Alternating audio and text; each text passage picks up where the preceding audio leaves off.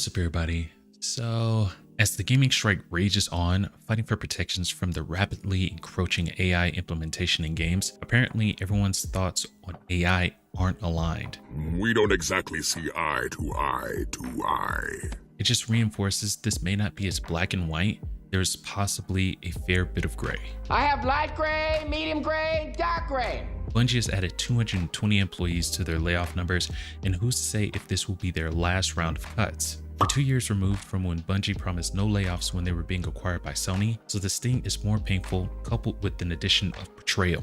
Hooray, betrayal. However, the CEO has been surprisingly candid about where it all went wrong. The fact that he's the only one that is safe from his bad leadership highlights the glaring blind spot in the game industry's corporate side. I'm deeply sorry. Lastly, Enshrouded, a survival action role-playing game by King Games, has added 30 different difficulty settings with its new update. On top of that, all kinds of customization options that frankly boggle my mind. In the vein of difficulty options discourse, they provide a detailed roadmap if studios decide to go down that road. All that with plenty more sprinkled throughout. Plus, I'm joined by the brightest minds on YouTube to give their expert analysis. Welcome to the Casual Consumer livestream. You got the best intros on YouTube, folks. Oh, stop it. No. Yeah. I really It's very didn't- creative. Yeah. Very creative as You well. know, friggin', oh my gosh, it takes so long though. Like getting all the clips, being able to, you know, it's Yeah. bad. That's why I had to stop making like videos. My wife It's is it's fun to do, but yeah, you're right. It's like getting all those clips together because you have in your mind, okay, this is what I want for this. Now I need to find the appropriate clip, and then you have to stop what you're doing, and it takes like 20-30 minutes or whatever to find the clip, and then if you can't find it, you have to see if you can make it yourself. And oh yeah, it's bad, dude. It's so bad. Yeah. Well, what I would do is while I'm writing the script, I would think about what clip I want to use there and just make a little note right there. And then script. Yeah. What's a script? Old school. Who needs AI? We got scripts, pens and pads. Who needs Yeah. AI? No, I don't need no stinking AI. But what's up, everybody? How you doing this morning? Welcome to the Casual Consumer live stream. With us, we've got Scotty Boozy, and we've got Nos, the indie boss. Sorry, Scott, I was gonna say the SB from GE. Oh, yeah. I think Sorry. I forgot mine as well. SB. Right on. So we're going to get into the mass layoffs over at Bungie that's going on. And I got to give the guy credit. The CEO over there, he let us know like what was going on. It's not great, but he lets us know what happened and how all went wrong. And then we've got a few more that we want to take a look at, but for that, we've got a few. I think they're awesome. What do you call it? Trailers. Thank Good you, trailers? Nas. Yes. Okay, We've good. got a few trailers that we're gonna look at. Right One on. is super cute. You know, I'll just, you know, I won't bury the lead on this one. Astro Bot came out and surprised everyone with how good it was, and now they've, you know, leaned into that with this new game. That they're making it like 40 hours or something like that, which is super freaking cool. Having all kinds of Easter eggs in it.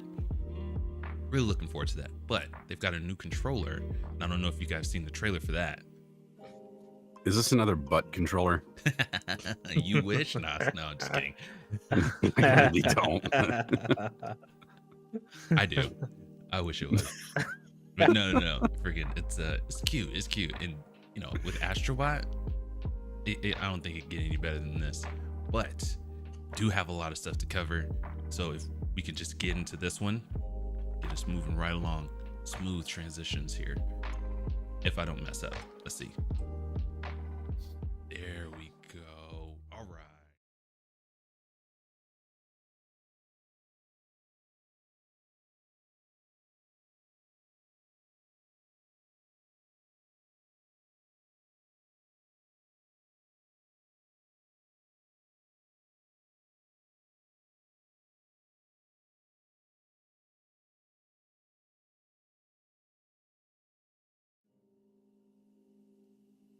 Man, that was short and sweet.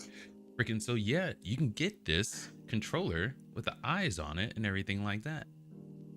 I think that is That's so creative. dope. Yeah. That is creative. That looks pretty cool. Yeah. I I'm like, and I don't know if we went over it, but they had a Wolverine butt Xbox controller too. That I didn't know until like we had finished the Did live they? stream. Yeah. Oh right. Wow. I mean, why not? I guess. Both characters. I was like, I mean, seriously. I don't spend a lot of time looking at my controller when I'm playing a game. So these are fine. They're cute. I mean, if you That is fair. this isn't for me Yeah. because I don't really, like I said, I don't care that much. I'm not looking at the hardware that I'm using to play the game while I'm playing the game. I'm looking at the screen. Yes. But if this makes people happy, sure, why not?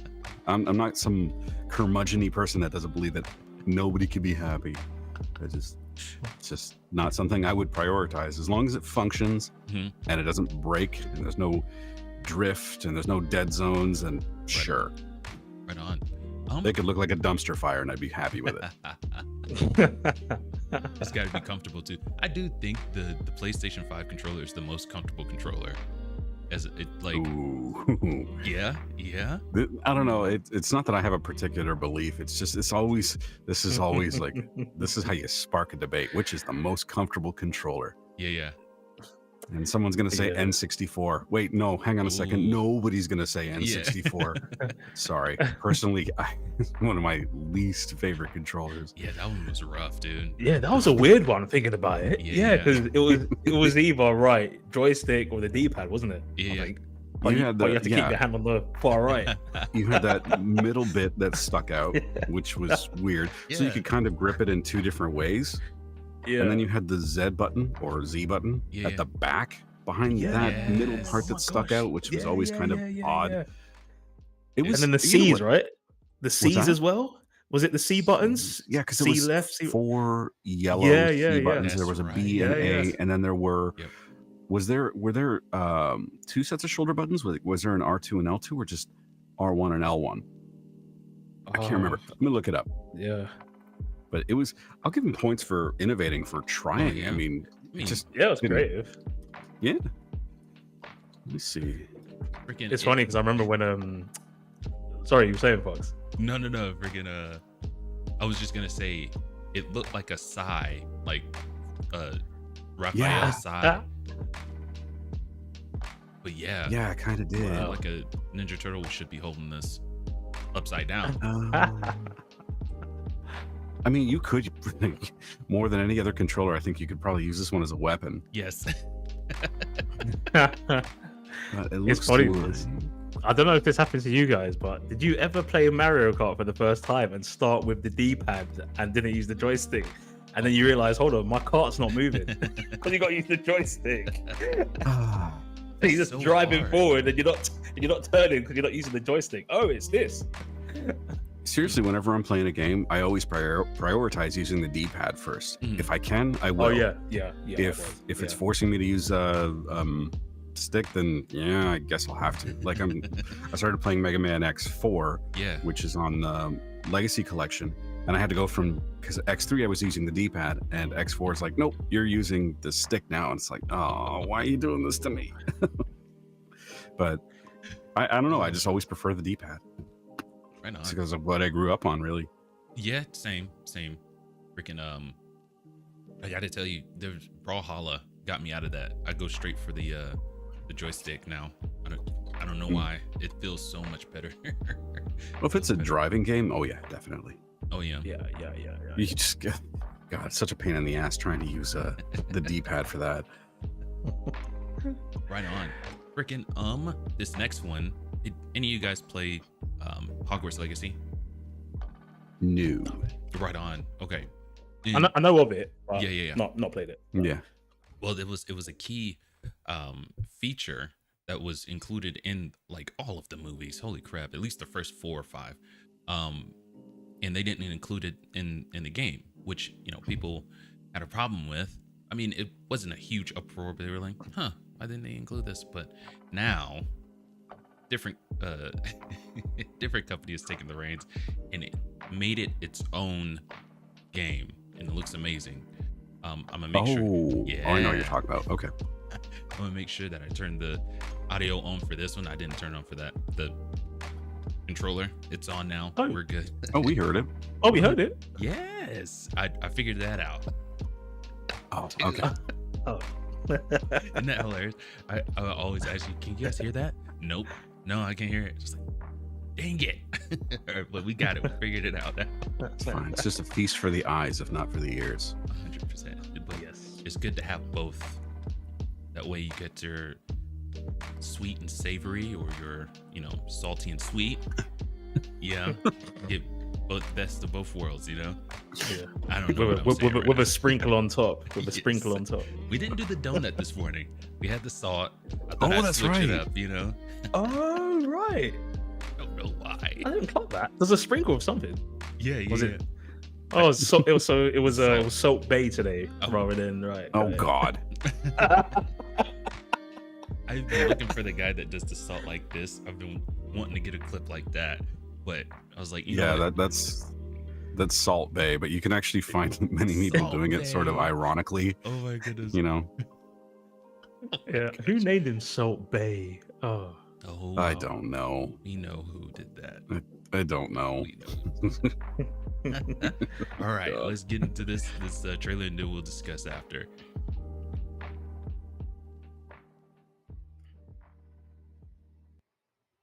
So many of you have been waiting for is here. The path to the Quidditch World Cup begins now.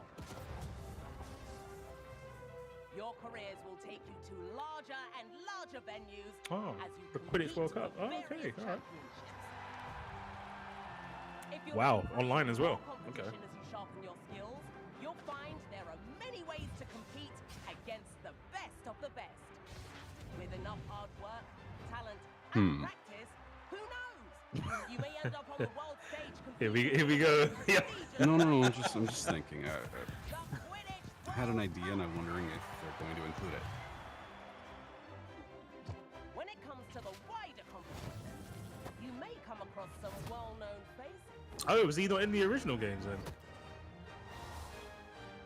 Harry Potter, was he not in the original I know how Hogwarts? many Or? of you like to express yourself. All athletes are encouraged to style themselves however they Oh, desire. right.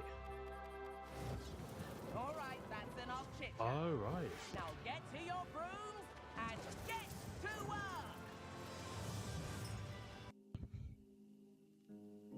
This, I think, Okay. is it's gonna be good.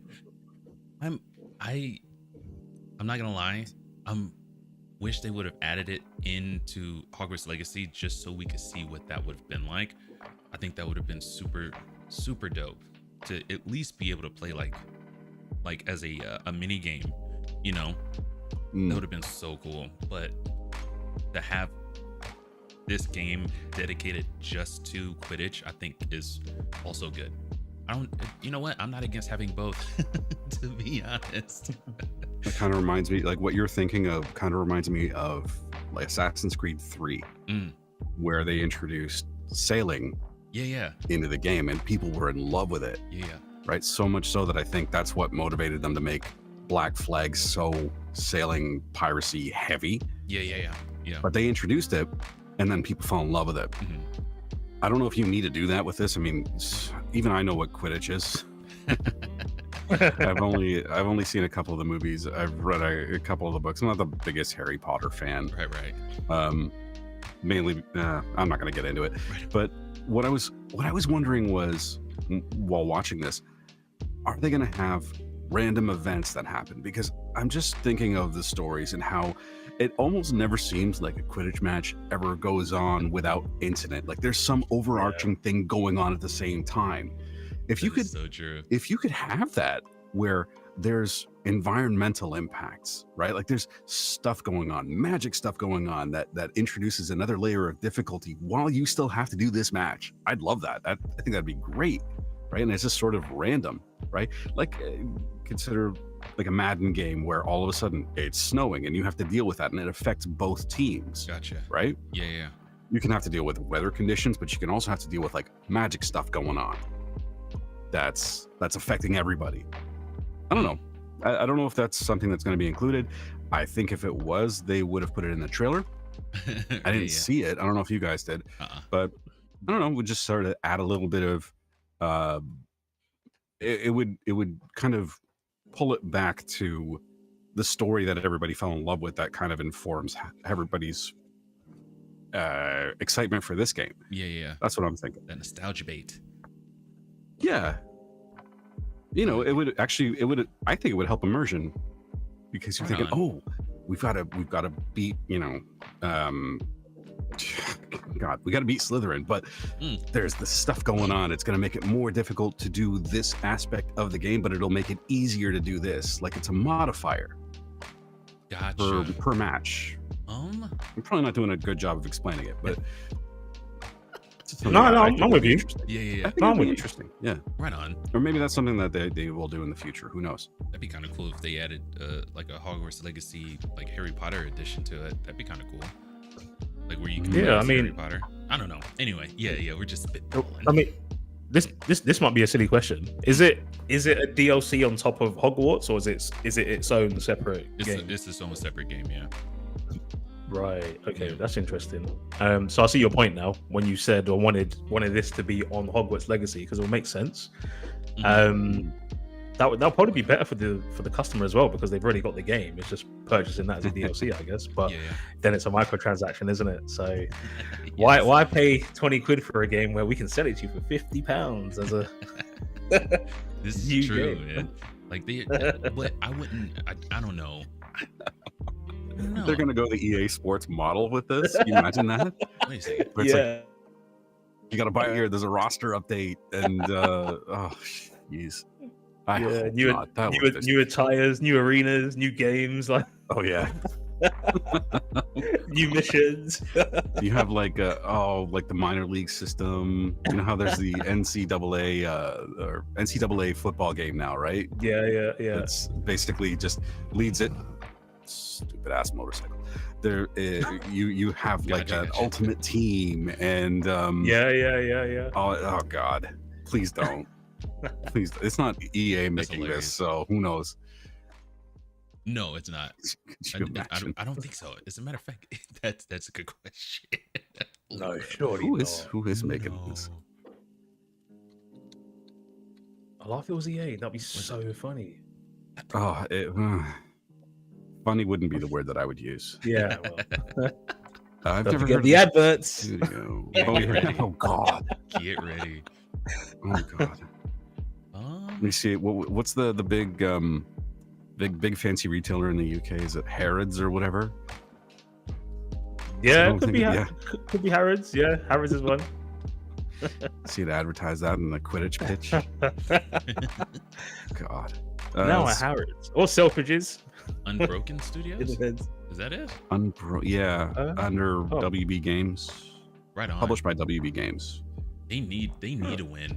They're like stripping down bare bones to try to get sold. That's nuts.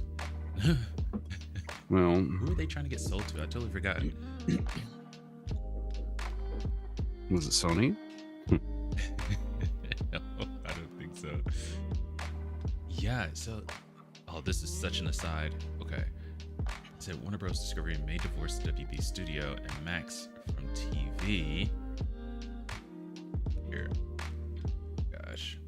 I remember reading someone is in the process, maybe buying them up. I can't remember. It was a cursory look at it, because I wasn't, we don't really cover that kind of stuff on here like that. Yeah. So it was just a cursory, oh, that's interesting.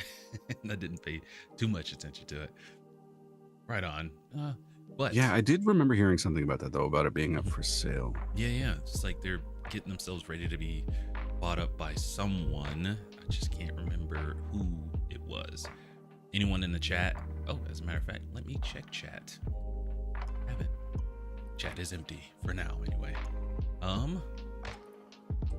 But we do have one more trailer.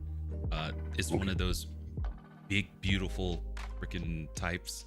It's like, it's gonna look amazing. But This one was actually premiered, I want to say, at the Sony State of Play. Not the State of Play. What was the one before that? I can't remember. Anyway, and it looks fantastic. I want to get your guys' opinion on this. I'm gonna get rid of these. My tabs are crazy right now. Oh yeah, that always happens. I remember when I was young and first got into computers, I would try to do everything on one tab, like one or two, and just having multiple tabs makes it easier. But dude, it gets cluttered. Mm-hmm. Oh my gosh! All right, Because you're trying to multitask. yes. Yeah. All right, let's take a look at this one, and you guys let me know what you think.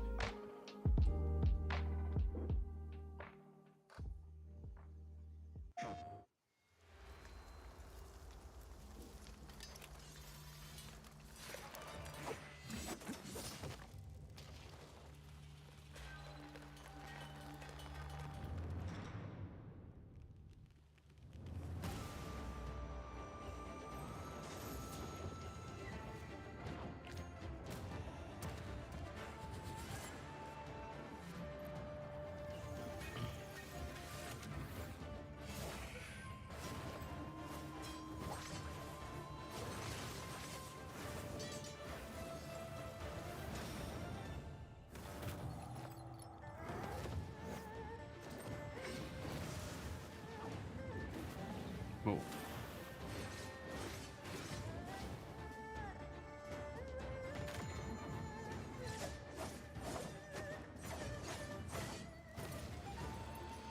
Woo, that was crazy. Jesus.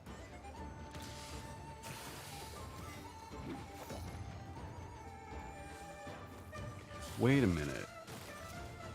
I think I remember this trailer from the State of Play. Was this the one that kind of looked like Crouching Tiger, Hidden Dragon? I think it was that the one that I thought of? I'm trying to remember the name.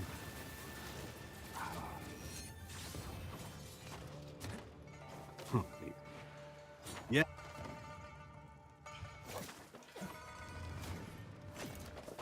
Man, I only hope this game has a good story. Because everything seems to be here. I just hope it has a story.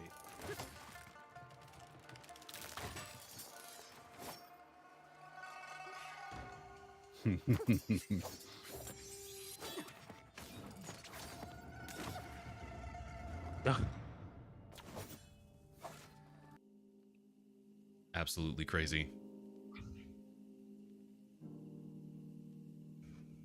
He's standing on water. And the yin yang sign. I saw that and I lost my mind up for some reason. It's Yeah. Like, oh. This was the one I was thinking of. Yeah, this looks great. Yeah, This yeah. looks- Yeah, that looks wild. That looks wild. I'm wondering how. Just hope it has the, a story. Just needs a story. Just needs a story. Right on. Yeah, yeah. I'm wondering how that the parry and the block system is going to work because they look like they're relentless with the attacks, dude. It looks Yeah. crazy. I just pulled up the page just to get a bit of a sense of the story. Mhm. Embark on an unforgettable journey in Where Winds Meet, an open-world action-adventure RPG set in ancient China's tumultuous 5 Dynasties and 10 Kingdoms era. Explore a land ravaged by war and territorial disputes where political intrigue, power struggles, and epic battles shape the course of history. Amidst the chaos, discover a world brimming with cultural richness and prosperity, where heroes rise and legends are born. Well, it's not really telling me much of the story. Yeah, but yeah. No, it's going to be open world though, and you know that doesn't sound horrible. I look at this world though. I wouldn't mind exploring a little bit of that. I don't mind. It's got to be worth my time. You know what I mean? Yeah, it's got to be like Ghost of Tsushima open world because Yes. obviously that's a different. Obviously that's set in Japan, Mhm, but Mhm. like with the whole samurai sword and mechanics and stuff, that game is just. That's why that's one of my favorite games I've ever played. yeah. Like the mechanics were good. It reminds me of this as well. Obviously the whole swordsman aspect. mhm. I mean, just look at that at the minute, like the fighting scenes that you're seeing. Like Yeah. that looks like it's in gameplay. Hopefully, could be wrong. Mhm. That just looks wild to me, and Yeah. I just think as long as they have a story which matches everything, Mhm. I'm sold. Because what I don't want is obviously mechanics are great, but that's just my preference. Like I want a bit of everything. So good mechanics, a good story, something to look back on and think, right, that was an interesting story. I want more of it, and then that will bring me back to the open world side of it. Do you know what I mean? Yeah. Oh, 100%. Yeah. What is Wuxia? The game draws inspiration from classic Wuxia. I'm probably saying that wrong. Films like Crouching Tiger, Hidden Dragon, and House of the Flying Daggers, incorporating iconic elements such as martial arts, mystical abilities, and fantasy versions of ancient China. Yeah. Souls-like combat, yada yada yada. New mechanics, ability to freeze time or blast enemies across the map, adding a fresh layer of depth to the gameplay. So they are introducing a couple of things over top of what I'm guessing Souls-like games have. I don't really play a lot of them. Right. Or any, really. But I will at some point, I'm sure. Oh, yeah. Got to clear out that backlog eventually.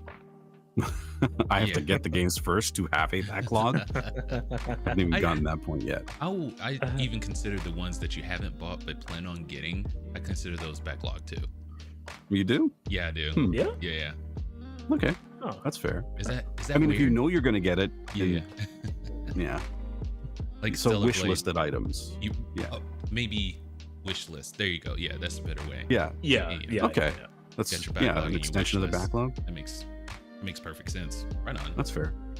I will admit, Fox, because I know you're a PlayStation guy, I'm getting better vibes from this game than Stellar Blade. Same. Yes, 100%. Yeah. Stellar Blade looked like it wasn't populated enough, and the world didn't look as gorgeous. This is crazy. That looks gorgeous. Yeah. Yeah. And it Still in looks- development as well, so it could get better. Yeah, 100%. Let's see. So it's by Everstone Studios. It's going to be, looks like it's, well, obviously since it was the PS5 State of Play, is going to be a PlayStation 5 exclusive in development. Yep. Wish list now. Oh yeah, that looks freaking awesome. Oh my gosh. Well, that's all the trailers that I have for today. Speaking of trailers, Fox, I did want to ask you something. Did you check out that Netherworld game trailer? No. I did a few trailers earlier in this week, and I was wondering if you looked at that Netherworld trailer, just because it was nuts. It was over the top. It's an upcoming indie game, but the trailer is just. I've never laughed so hard at a trailer before. Hold on. It's this 2D pixel art game, but you have to deal with cokehead mages. Oh my god. A main character who's divorced and tries to solve his problems through alcohol. It's just crazy. I recommend checking it out just for a laugh. You may not be interested in playing the game. I get it, because it's not for everybody. But just the idea of this tiny little black cluster of pixels being separated from his wife and then trying to solve his problems by drinking, and then being coerced into some sort of story by a coke-headed mage who's also another cluster of slightly different colored pixels is just nuts to me. I think it's hilarious. Is this mage's name Cubic? Cubic, yeah. All right. That's the one. Cubic. Cubic. This is Hungry Pixel. Status left by wife. He's fine. Okay, maybe not. What's up, bros?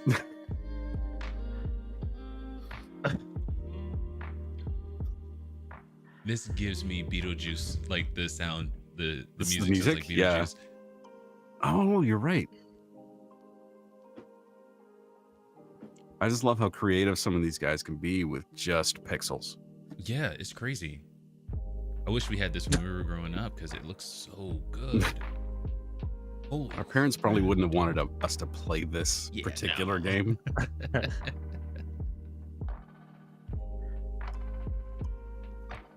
And that's a mini game within the game. right on. Sinister Wormspiracy? Yeah. Wormspiracy. Wormspiracy. What? Nice. Was that what I think it was? Yes, it was. It is exactly what you think it was. Chewed you up and didn't quite spit you out. You came out the other end. I did not expect it. I picked like 4 trailers that I thought looked interesting, and this was one of them. I love that. It's on the Switch. It's on the Switch. It's gonna be on the Switch somehow. I don't. Better cut that scene out. Look at my boy right here, though. Look at him. Yeah. And then you've got your little character right there, and he's just holding a piece. Like, what kind of game is this? I can't wait to find out. What the hell's behind it? That's a worm. Yeah. Oh gosh. Mm-hmm. This is wild. It looks good, dude. You play like a lot of the stuff that you play, like the one where you had to fight the time guy. That was beautiful. Oh, Ravita. Yeah. It's John DBZ's game, actually. What? Yeah. He made that? He's involved in the development. I don't know what role he has, but yeah. Made it? Really? Yeah. I'm getting that. That just changed the game. Just changed the For real. Oh shit. That's what he was telling me. So I assume he's telling me the truth. Yeah. We're gonna. Yeah. Fun, challenging though. I will warn you, it is challenging. Right on. It's only available on Steam, isn't it? I don't know actually. It's a good question. I'm Spoyer. I can type today. Well, I can't type. No, it's on Switch apparently. Okay, heck yeah, getting that. Awesome. But my son's the only one. I have the PS4 and PS5, and my daughter has a Switch too. But I usually like commandeer his, and that's how I played Ori and the Will of the Wisps, and it was a fantastic game. It was so good. So we're gonna get into a few articles that aren't the main ones. Are we familiar at all with Legacy of Kain, Soul Reaver? No. Right on. Okay. I'm gonna bring up this original. This one's coming from PC Gamer, and it is being penned by Lincoln Carpenter. But this guy here, does he look familiar at all? Yeah, but I don't know why. So they were, I want to say, PS1 games that came out. Here, let's read through real quick. Remasters might be on the way for the Legacy of Kain Soul Reaver games, the action-adventure series of Vampire Revenge, known to many as those games with the cool Wraith guy on the cover that people online always told you were incredible. The potential leak emerged at San Diego Comic-Con last week in a way that, frankly, I wish more leaks appeared, by way of sick collectibles. First spotted on Restera, a pair of statues depicting Soul Reaver protagonist Raziel in battle with his nemesis Kain were shown off at the Dark Horse booth. Next to each statue were small placards bearing branding and logos for Legacy of Kain Soul Reaver 1 and 2 Remastered, indicating the existence of upcoming remasters for the cult classic Crystal Dynamics series. So I'm totally getting these because I got these as a demo with because I used to my mom would. It's like, Mom, I want this magazine. It's like, all right, whatever. And then they'd have demos for them in the back, and this was one of them. And I never got to play the entire game through. Just like I just finished Tomb Raider, and I got that one as a demo when I was a kid. Never got to play that one all the way through. Finally did. It was bomb. I can't wait till these come out. Right? But yeah. The demos in the magazines, is it? Yeah. Okay. This is also Crystal Dynamics. Yes. Legacy of Kain. Oh, okay. I want to say like Crystal Dynamics got a hold of some really cool freaking properties. I don't think Crystal Dynamics were the ones to create these in the beginning. As a matter of fact, I'm gonna see. I gotta see. I know they own them now, but I don't think they were the studio responsible. I'm just looking on Steam for Legacy of Kain, and there's a couple on here, but I don't know if because there's Legacy of Kain Defiance. I don't know if that's the first one. I don't know if the original is available for PC. Crazy. Legacy of Kain series. Right. Okay. So it was Eidos Interactive that created these games from back in the day, way back. It was like, what? When did the PlayStation 1 come out? Was it like 94? I think this is just the live, the live where we're just looking stuff up. It's awesome. Okay, so the first one came out in '96. Blood Omen: Legacy of Kain. And Wow, that's way back. Okay. yeah, I wonder if this then- was competing with God of War at the time. I think God of War was a PS2 title. It first Oh, was it, appeared on the was it not? PlayStation 2. Oh, okay, my bad. I Oh, thought it no was worries. PlayStation for some reason. Freaking and the first PlayStation came out in '95. It released in Japan in '94, and then September 1995 it released in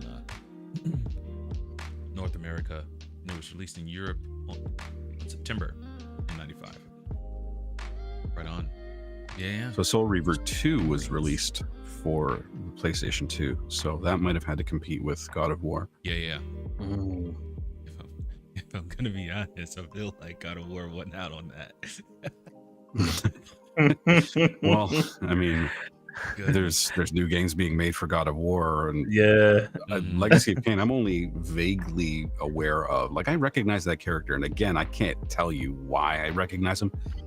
Maybe it's just the box art. I don't know. But I mean, God of War. Everybody knows God of War. I think. Yeah, at this point, yeah, it's Yeah, crazy. you can see this Legacy of Kain. It looks like it's got potential though, so this might be a hidden gem. would absolutely love for them to do a remaster and continue these games. The mechanic, Yeah. being able to, it was, oh my gosh, you kind of went So, into yeah. a different dimension, and you were able to like get past obstacles that you couldn't in one dimension, you know, and that Yeah. right there, Okay. that mechanic was crazy, so cool. That's been used that's been used in a lot of games, I think. I mean, even Legend of Zelda uses that. Right on. Like Yeah. that's the one Yeah. the one that I played, A Link to the Past for SNES, used that sort of mechanic where you can go between worlds to get past obstacles or find items that you wouldn't ordinarily be able to reach, and That's so stuff dope. like that. So yeah, but that's not a third person game like this is. So Yeah.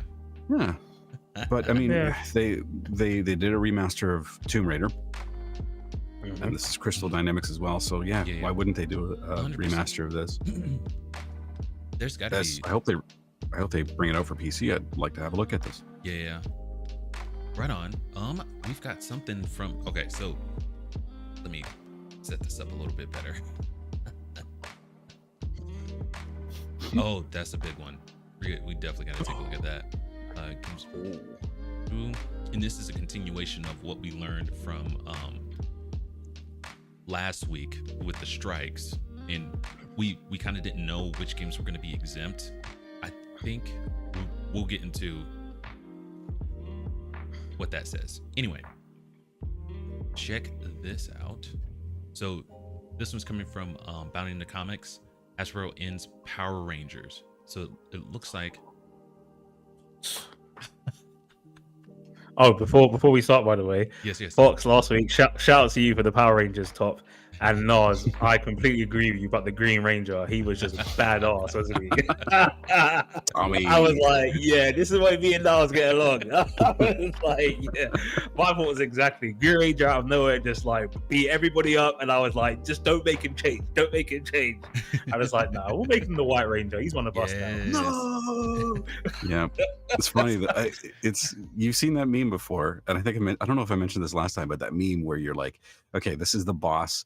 When you fight him, and he's super hard, right? Like you just can't. Oh my god, like Magus from Chrono Trigger, for example, or the Green Ranger is a great example where he just kicks everybody's ass, and as soon as he's part of your party, he completely gets nerfed. Yes.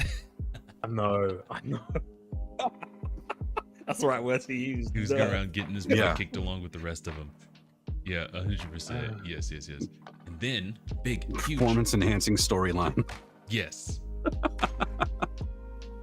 So did you guys see this? Robert Downey Jr. Oh, back. Kind of hard not to. Yeah. We saw it. Nas and I had a bit of a chat on this. Oh my God. On Twitter. Yeah. Yeah. Are we going to talk about this? Because We can. Yeah. Yes. Yeah, I wouldn't mind. Are we gonna go Power Rangers first or this one or either or?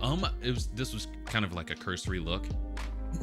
Oh. Just reading the headline on this one, I just think Power Rangers, the costumes and props to be liquidated at heritage auctions. All right. That's sad, but if it's going to charity or something, I think that's kind of cool. But this is bigger news. As much as I love Power Rangers. Who's going first? I'll go. I think it reeks of desperation. Thank you. Yeah, It's basically. a Hail Mary pass. It's like I've heard mixed reviews coming out of Deadpool and Wolverine. It's like, people love it because it gives you everything you want in the Deadpool Wolverine. It's really, but they say if you think about it too long, then the story doesn't make sense. Fair, fine, whatever. You're there to see Deadpool and Wolverine like mow through bodies. That's what you're there to see, right? It's not going to move the needle on the MCU, right? But they are truly hoping this does, and I don't think it will. I don't think it will. I think they might be too far gone at this point. Too many projects that just did not perform,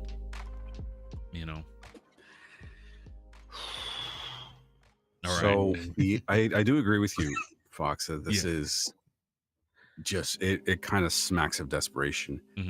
And again, like, because what you said, similar to what you said with Marvel, with Deadpool and Wolverine, if you think about it a little bit too much, you start to have questions and you don't know how they're going to get answered. Right. And the answers that you're coming up with don't paint the best picture. Is this supposed to be a variant? Because I'm sure I'm not the only one that's thought about this. I'm sure a lot of people have. Is this a variant of Tony Stark because you have the whole multiverse crap? Yeah. So is this a variant of Iron Man that wasn't a good guy and just decided to go a different way to protect humanity and decided to become Dr. Doom? The problem that I have with this is anybody that loved Iron Man, and a lot of people did, that's why he was in so many movies, that's why he was such a core part of the Avengers. Aren't you kind of undermining his legacy, the character's legacy, by doing this? Yes. And you're also undermining Dr. Doom before you even have him on screen. In this current iteration of the MCU. I know he's been on screen before, going back quite a ways. But Dr. Doom was just such an awesome bad guy from what I understand. He's incredibly smart. He's mastered magic. He is a force to be reckoned with in the MCU. He's just got such a legacy. And I feel like you're taken away from it by doing this. Yeah. So I already feel like they're starting off their back foot. This was just to get buzz I think this was just to get buzz, to get everybody's, to get another win. They got a win from Marvel. Sorry, I keep wanting to say Marvel versus whatever. Yeah. Wolverine and Deadpool. I do think, regardless of what we might say about it, it's making a lot of money, which is what they want. Oh yeah. It's like, but definitely, I feel like this is going to cost them way too much in the long run. Yeah. People are going to get confused. People like Robert Downey Jr. in the MCU because of Iron Man. So when you actually have him as Dr. Doom in his first film, people are going to be a little confused. They're like, why isn't he Iron Man? Why isn't he acting like Iron Man? Because he's not. Yeah. He's Dr. Doom now. Well, then they might start to question, and this is probably more geared towards casual fans. At that point, they'll start to question, well, why did we bring him? Why not somebody else that could play Dr. Doom? And there's tons of good actors out there that could do this role. I saw someone mentioning Michael Fassbender. Like, yeah, okay. I mean, he's been Magneto, but sure. why not? And I Right thought, on, you know yeah. who would be you know who I think would have a good look for this? Who I just look at the guy and I think, here's somebody who's cold and intelligent, but he's likable and charismatic. The first actor that came to mind was Mark Strong. Hmm. I don't know if you guys know who that is, Just Google it but right he was now. he was in the Kingsman movies. Oh, get Bald out. dude. Oh, never mind. Oh, I okay. thought I knew. Okay, thought okay. That guy would be. I Yeah, think he'd be a great Doctor Doom. yeah. Totally forgot. gotta I look used for the it. phone, too. And for what they Oh, spent dude. on Robert Downey Jr. Yeah. as well, How much did they spend? Does anyone know? over $80 million. Well, yeah. Yeah. I think it was 80 million to get the Russo brothers back, and then they spent more than that to I get think the words Robert were Downey. significantly more Mhm. than $80 million to get Robert Downey Jr. Plus use of a private jet and his own trailer Wow. encampment. Encampment. Yeah, Wow. yeah. So they basically reached out to him, then him actually pitched the idea from what it sounds And he like. said Could be he wrong. only- I mean, Yeah, he said he'd only work with the Russos, so they had to secure that first. Yeah. that's 'cause hilarious. I mean, It's- They were responsible it's for one of them. Like, in-game and Infinity War, weren't they? Or I could be 100% wrong about that. Avengers. Civil War, for sure. And then I want to say Winter Soldier. Here, let me see. I love Winter Soldier. oh yeah, that was good. Winter Soldier was Yeah, that was fantastic. very good. I loved Very good. Civil War. MCU. There we go. Okay. Yeah, Crazy. so Captain America, Winter Soldier, Mm. Civil War, Infinity War, Endgame. Lord. They basically made. They're the basically my best MCU. ones as well. Yeah, apart from Endgame, I wasn't. That wasn't. Yeah, me Yeah, either. Infinity War it was wasn't my probably favorite. where Yeah, I was they happy could have with that. taken I an was happy L. with They didn't have to, freaking, I mean, everybody went their separate ways, It was a sad ending. Thanos got what Yeah. he wanted, and then he turned into a raisin, and then freaking, all the people left, and they were like, oh, that. Yeah, we still got to save the world, but, I really do miss, what's his name? if you're gonna say Tony Stark, he's back. Well, is he? Who knows? I mean, Exactly. Yeah, and that's the thing. I think They- Nas hit the nail on the head. Like, legacy's at stake here. Yeah. Because that moment was a tearjerker. Let's be honest. Like, Yeah. the way it ended, and Oh, it's it one of is. those things where it's like, right, so he's coming. Well, could be a variant, could be a different universe. We Mhm. don't know. But you're both right. I think it's a reach to Oh, increase numbers. Marvel movies, Disney, whatever you want to call it. Mhm. Sales have been pretty weak. Oh, But man. I don't know. I mean, I get somewhat annoyed, and I know circumstances do occur. Mhm. But it's like the Human Torch was, Captain America. Now Mhm. Chris Evans was originally the Human Torch. Yeah. So that in itself, to me, I was like, oh, why are we doing this? Like, I'm just getting confused. And we've seen the Fantastic Four. Can't remember his name. The original guy. He was also in the latest Marvel movies. I can't remember his name. Mr. Fantastic. He was in. He was in The Mouth of Madness. Reed Richards Yes. character. Yeah. Played by Reed John Richards, yeah. Krasinski. That's Yeah. right. Yeah. So Yeah. he was in that. So it's like, right, okay. So you're referencing that universe now, Mhm. and now you got obviously Tony Stark as Doctor Doom, and you're like, right. So where has he come from? Like, what universe? What's his plan? What's he planning to do? Yeah. But I think I saw a comment. I think it was from one of my mates, Houndlander. He said it may have been better for Tony Stark, if anything, or Doctor Doom, Mhm. to be revealed in the movie rather Yes. than here's Robert Downey Jr. Yeah. I think that all right, people might still have the same reaction, but I think it would have been a much more oh my god moment if he just, I don't know, during the movie, Yep. Doctor Doom's talking, you see the green cape, you know it's him. Yes. Camera's going over to him slowly, and all of a sudden he just puts it down, and you just see Tony Dude. Stark. That would be Mhm. wild. That gave me That would be chills. wild. I like You that. remember? Yeah, that would be wild. Do you remember how But- they built up Thanos Yeah. throughout the Yes. movie? Yeah. Just as like Brilliant. an end credit Brilliant. scene, right? Mhm. No, Yeah. they didn't have him really doing much. They just had him giving orders or sitting on his throne, acting all badass and stuff like that. But they didn't really have him do anything, I don't think, until the big collab movie, where he And immediately, what does he do? He beats the crap out of the Hulk. Yeah. It was I think 4 was the last movie before Infinity War, and then the ship just started to rise at the end. And then Infinity War, the movie started, and you're right, Noz, then he just started beating the shit out of everyone, and it's like Hulk got thrown off. In like one of his first scenes, he beats the crap out of the Hulk. He chokes out Loki. Yep. Nearly kills Thor too. Yeah. And like, what the hell? And he crushes the Tesseract with one hand. Yes. Right? Like that is how you build a bad guy. Yeah. But you just kind of like crazy. You blew it all right now. You there's no mystery really. You could have just shown the green cape. It would have gotten people buzzing, not to the fever pitch that Comic-Con had, but you had to do something for Comic-Con. I honestly, you had to generate buzz and goodwill. I think. I think I think they kind of wasted it, because if they would have waited for the movie, that word of mouth would have just spread like wildfire, and they would have saw a massive influx of people going to see it. But now you're like, oh, Tony Stark is Dr. Doom. Yeah. I think I'll skip this. You know, you didn't leave any mistake. You didn't give people like any kind of reason. You could have just been like, oh, Dr. Doom's going to be the next big bad. We're not going to reveal who's going to be. You know, exactly. Character. Yeah. And really, what are people excited for? Are people excited for Dr. Doom?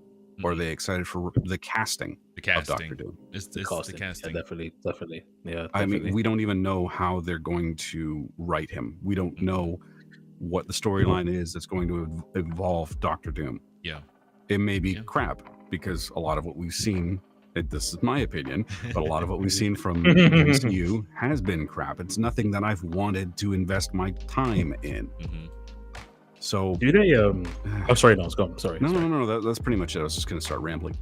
No, I was gonna say, I don't know, because in the DC universe, you've got someone called Ra's al Ghul, and he can basically he's got something called the what was it called? The Pits. Lazarus Pit. Yes. Lazarus Pits, yes. And you can bring people back from the dead. Does Marvel have an equivalent? Oh, it's comic books. Man, could you imagine? Nobody's ever really gone in comic books. Yeah. Right? I'm just having like a mad creative thought that, I don't know, Tony Stark's corpse put in Lazarus Pit, and then all of a sudden he comes back as that. But obviously that's not gonna happen, is it? Oh. You know what? We should write these things. We should write these movies, and No. Not for free. Oh, not for free. No. You want to pay me like pay us $80 million. We'll probably write a better movie for you. 80 million. That is wild. Hell, pay me $8 million, and I'm sure I can come up with something better. I don't know about writing a better like continuation of movies, like a group of movies story than the Russos. I think they did a fantastic job. I got a better idea then. Yes. Pay me $8 million and I will consult on what you should do with the MCU. 100%. It's super simple. That's fair. Stop. Just stop.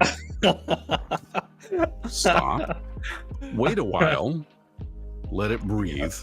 And then go back to it. That is, dude, yeah. Let people miss it. Or if it's bad, let people forget it. I thought you were going a different route with that. I was like, oh yeah, I thought that's what I thought as well. Like, yeah, like, no, just stop. Hilarious. Just let the engine cool down. You know, take some time, retool, think about it, and then execute your plan. Because it just seems like they don't have a plan. They're going with whatever is getting attention, and I don't really know how this is going to shape into a good movie. Like I said, people are excited about the casting of Robert Downey Jr., and I understand why. He's fun to watch on screen. Yeah. But you are not going to get Tony Stark Iron Man. You are going to get Robert Downey Jr. playing a completely different character who you've never seen on screen. So how can you be excited about anything other than the casting? It's just that's where my mind's at with this. Yeah. That's fair. That I mean, it's good to have someone on panel that's like the pessimist. Keeps you grounded. Keeps you grounded in reality. I appreciate that. This isn't something that wasn't earned. Right. Like I've seen a lot of oh, this movie's coming out with these actors that you love, and the movie sucks because it's written so poorly. Yeah. It's a piece of dog crap. And then after a while, the casting just stops mattering. Yeah. It just doesn't matter anymore because you can't get invested in a project because it all comes down to writing, and you don't know what that's going to look like until you watch the movie. Very true. Yeah, you're right. It's all about writing. I think it was there was no need to reveal it. Sorry, go ahead, Scotty. No, I was just going to say that they didn't need to reveal it. Well, maybe they did, but they didn't. If that makes sense. They could have just done, because I think GameSpot showed something of Galactus as well being advertised somewhere. So they could have just gone with that or I have something. no idea what they're gonna do to bring goodwill back. Because people just don't trust them anymore. Further to what I was saying earlier, where I was just saying, just stop and rethink this. Maybe we can have stories where not every single thing that's happening is this world-ending, universe-ending event. Like, lower the stakes a little bit. Get some street-level superheroes, like what Spider-Man's supposed to be, like what Daredevil are supposed to be. Those are characters that people love, like those two, right? Anybody would, like, a lot of people would be interested in watching something that had Spider-Man in it, because it's been one of the only successful Marvel movies recently because of Spider-Man. Yes. And Daredevil. Yeah. Just those two. Just make a show or just make a movie that's like street level, right? Not, oh, the world's ending and you've got, Hawkeye with his bow and arrow. I know. That was so crazy. It's like, bro. I didn't really see it like that, to be honest. He's a sharpshooter with bow and arrows. Like, dude, stop it. Honestly, I like how they used him in the Avengers movie, because he knows what he can do. So he's just calling stuff out. He's helping to strategize. He's helping the rest of the team that's far more capable than he is plan on what to do. Oh, there's this these Jatari are coming from this end, so you have to go here and whatever. Yeah. And he's got that mind to strategize. He reminds me of Green Arrow. Basically, he's basically Green Arrow. And Green Arrow didn't. Batman in a way. Yeah. Batman's underpowered compared to the rest of the Justice League. He's what he can. Strategist though. He's freaking the best strategist they have. I remember watching a clip where there was this android and it was like copying all of their powers, and it got a hold of Superman's powers. And Batman brought out a piece of kryptonite because he was like, he probably has all of our weaknesses too. Puts it up there, and the thing goes flying, and so Hawk Girl comes up and just like, you just carry around a piece of kryptonite with you? He's like, for insurance. Like, oh yeah, that's the man. There's a whole storyline called Justice League Doom. Yes, where someone gets a hold of all of Batman's plans for the rest of the Justice League in case they go rogue. Yeah, right. And it's amazing. It was like, I watched the DC animated universe movie of that. It was really good. Oh yeah. There's so many storylines they can pull from to make great live action movies, but they just don't want to. I don't know. But I love the conversation that they had with Batman. He was like, if you don't have a way to stop us in case one of us decides that we, don't want to be good guys anymore, like, I don't want to be in the Justice League anymore. You're a bunch of idiots. It's like, Batman, that's my guy. That's my guy. I remember because that was from one of the Justice League movies, I think. And because I remember someone was asking, I think it was Superman's asking him, it's like, well, how do we deal with you? He's like, I have a plan. It's called the Justice League. Yes. I'm like, damn. Was that Ben Affleck? Was that? That was, no. This was an animated movie. So good. Really animated? Why does that feel like that was said in the? I don't know. Honestly, the DC animated movies, the ones I've seen, they're pretty good. Yeah, all of them. Like Flashpoint Paradox is really good. They tried to do that one, but they unpopular opinion, I actually do like the Flash movie, but I've not seen it. The bad will, what? The criticisms and things like that, bad press with the main actor and stuff like that. Totally derailed it. Not to mention the CGI was absolute trash. But I did like it. Yeah, I did like it. Oh. Yeah, I know. Oh no. Yeah. Did you watch the animated one, Fox? Yes, and it was freaking great. So good. So great. And I like, really enjoyed that. It was much more brutal than I thought it was gonna be. So like when people started cutting people's heads off, I was like, oh shit, we're in for it now. Right? It's always the best ones. Have you guys watched the Cape Crusader TV show? No. Well, we spoke about it briefly yesterday. Yeah. You not a fan? No. I tried. I really tried. I did. I saw your tweet. You're like, it just made me want to watch the original. It did. And then I went and watched the first episode of Batman the Animated Series with Catwoman, and I was like, oh, I'm home. This is what feels good. This is what I know, what I love. Freaking, you remember like whenever that theme song started coming on, you knew that your day was about to take a turn for the better. It was dope. As soon as you see that WB logo, yeah. And then you see the eyes. Yes. So WB used to be at the top. They had some really good stuff, and they just, all these companies, they get to a point where they're like, I'm just gonna squander all of the goodwill I have with all these fans. And it's like, okay, sure. Well, I don't think it's like a rite of passage for these guys. Conscious decision. I don't know exactly what happens. Oh man, it's a pattern of behavior. It's happened too many times. You know. The new show, I watched one episode of it. Mm-hmm. I decided it's not for me. Yeah. And that's as far as I'm gonna go. If anybody, don't let anybody is listening, and you guys as well, don't let it discourage you. It's just my standards are pretty high. Yeah. It's you watch Batman the Animated Series, and my standards are there still. If you're gonna make a show, that makes especially when you make the show look so much like it. Yeah. Right. And that's one thing I'll give them credit for. Yeah. The positives I'll give the show credit for are the music is excellent. Oh, nice. And visually it looks a lot like Batman the Animated Series. Yeah. That's pretty much all the positives I have to say about it. The rest is just I don't. You know what's funny? Yeah. Sorry, go ahead, Scotty. No, I was gonna say you'll both enjoy this one. So my girlfriend and I were watching Prime, like something on Prime, I can't remember. Then an advert came. No, it was Final Destination, the movies, right? Yeah. And then an advert came on, and I was like, oh bloody hell! And I was saying to her, like Nas was saying this the other day about Prime and their bloody adverts. And then Batman came up, and I was like, oh, what's this?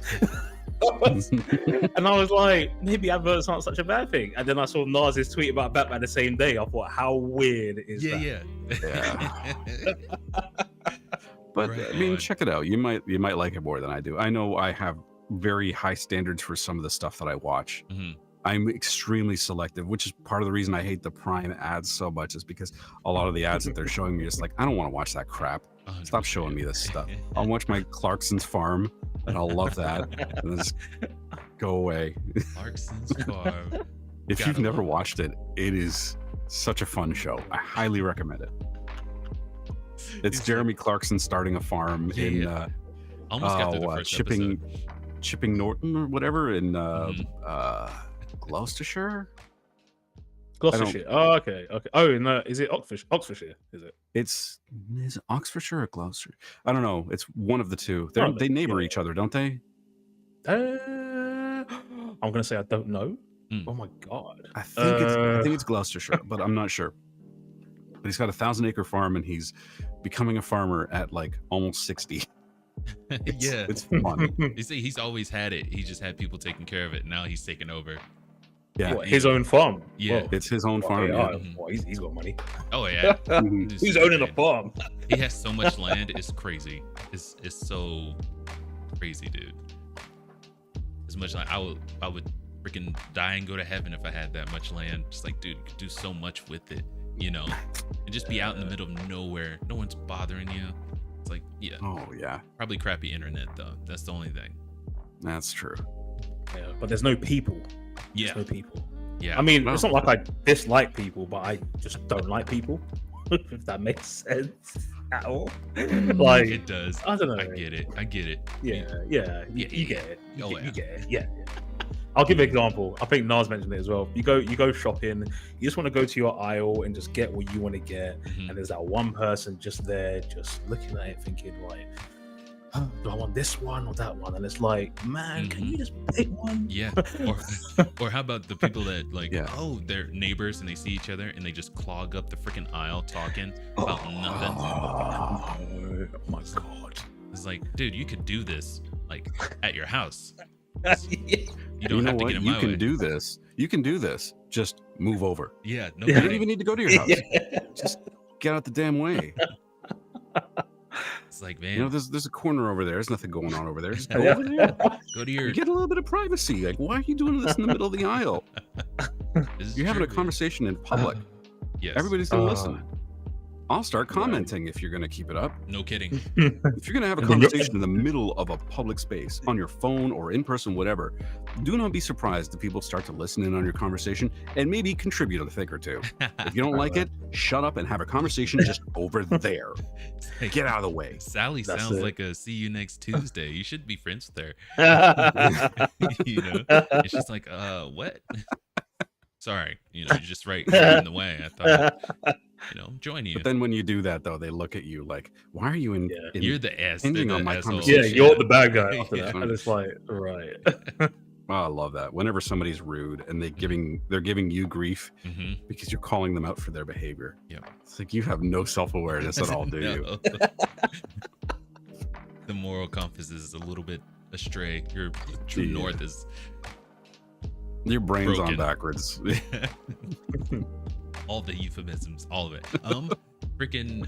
So we're gonna get into our main ones real quick. Yes. How you guys feeling about it? I think we're doing pretty good today. Yep. Breezing Yeah. right through. Yeah, Some yeah, yeah. really good freaking aside conversations too. Oh, we always do. Yes. I see a lot of clips, and I need to try to get some of these clips to promote this channel on my YouTube as well. I think Nas, you sent something, didn't you? I think I'll check it out afterwards. GitHub. Oh yeah, I think I sent you Yeah, yeah. the plug it in little ditty that you did Yeah, plug because it that in, was just plug it funny. But we'll talk about that afterwards. Right on. So this first one, apparently, this former GTA dev says that he wants to see more AI, not less. Granted, though, in his case, he's talking about things to help devs get their work done better, not actually, you know, taking people's likeness and repackaging it and things like that. But if you look at the discourse online, people want to see AI completely go away. They don't want AI to take another step forward. So, and to be honest, I'm in the camp of this guy.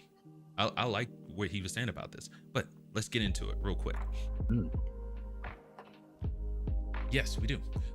So I'm going to take it from highlighted part because, yeah, trying to go through the actual article and find where everything you highlighted is just brutal. I can't.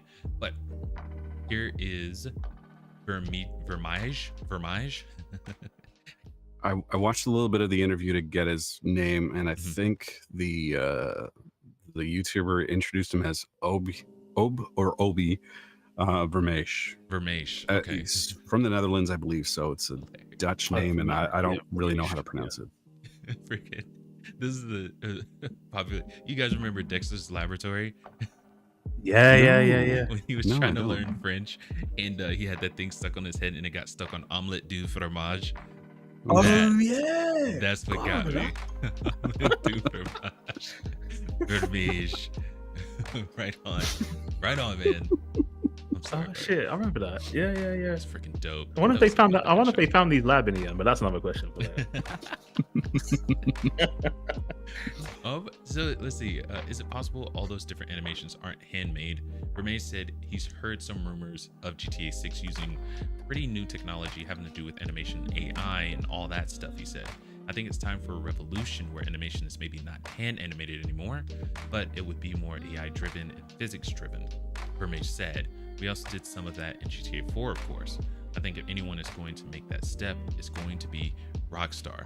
I wouldn't be surprised if he took flack for saying this, because just the people hate AI, even though, you know, it could help with possibly getting games out faster.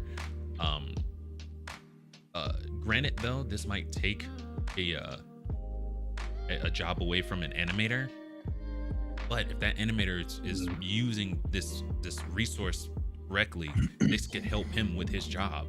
You know what I mean? 100%. So Yeah, I agree with that. Yeah. I don't look at AI as the doom and gloom. Skynet, it's gonna kill us all. You know what I mean?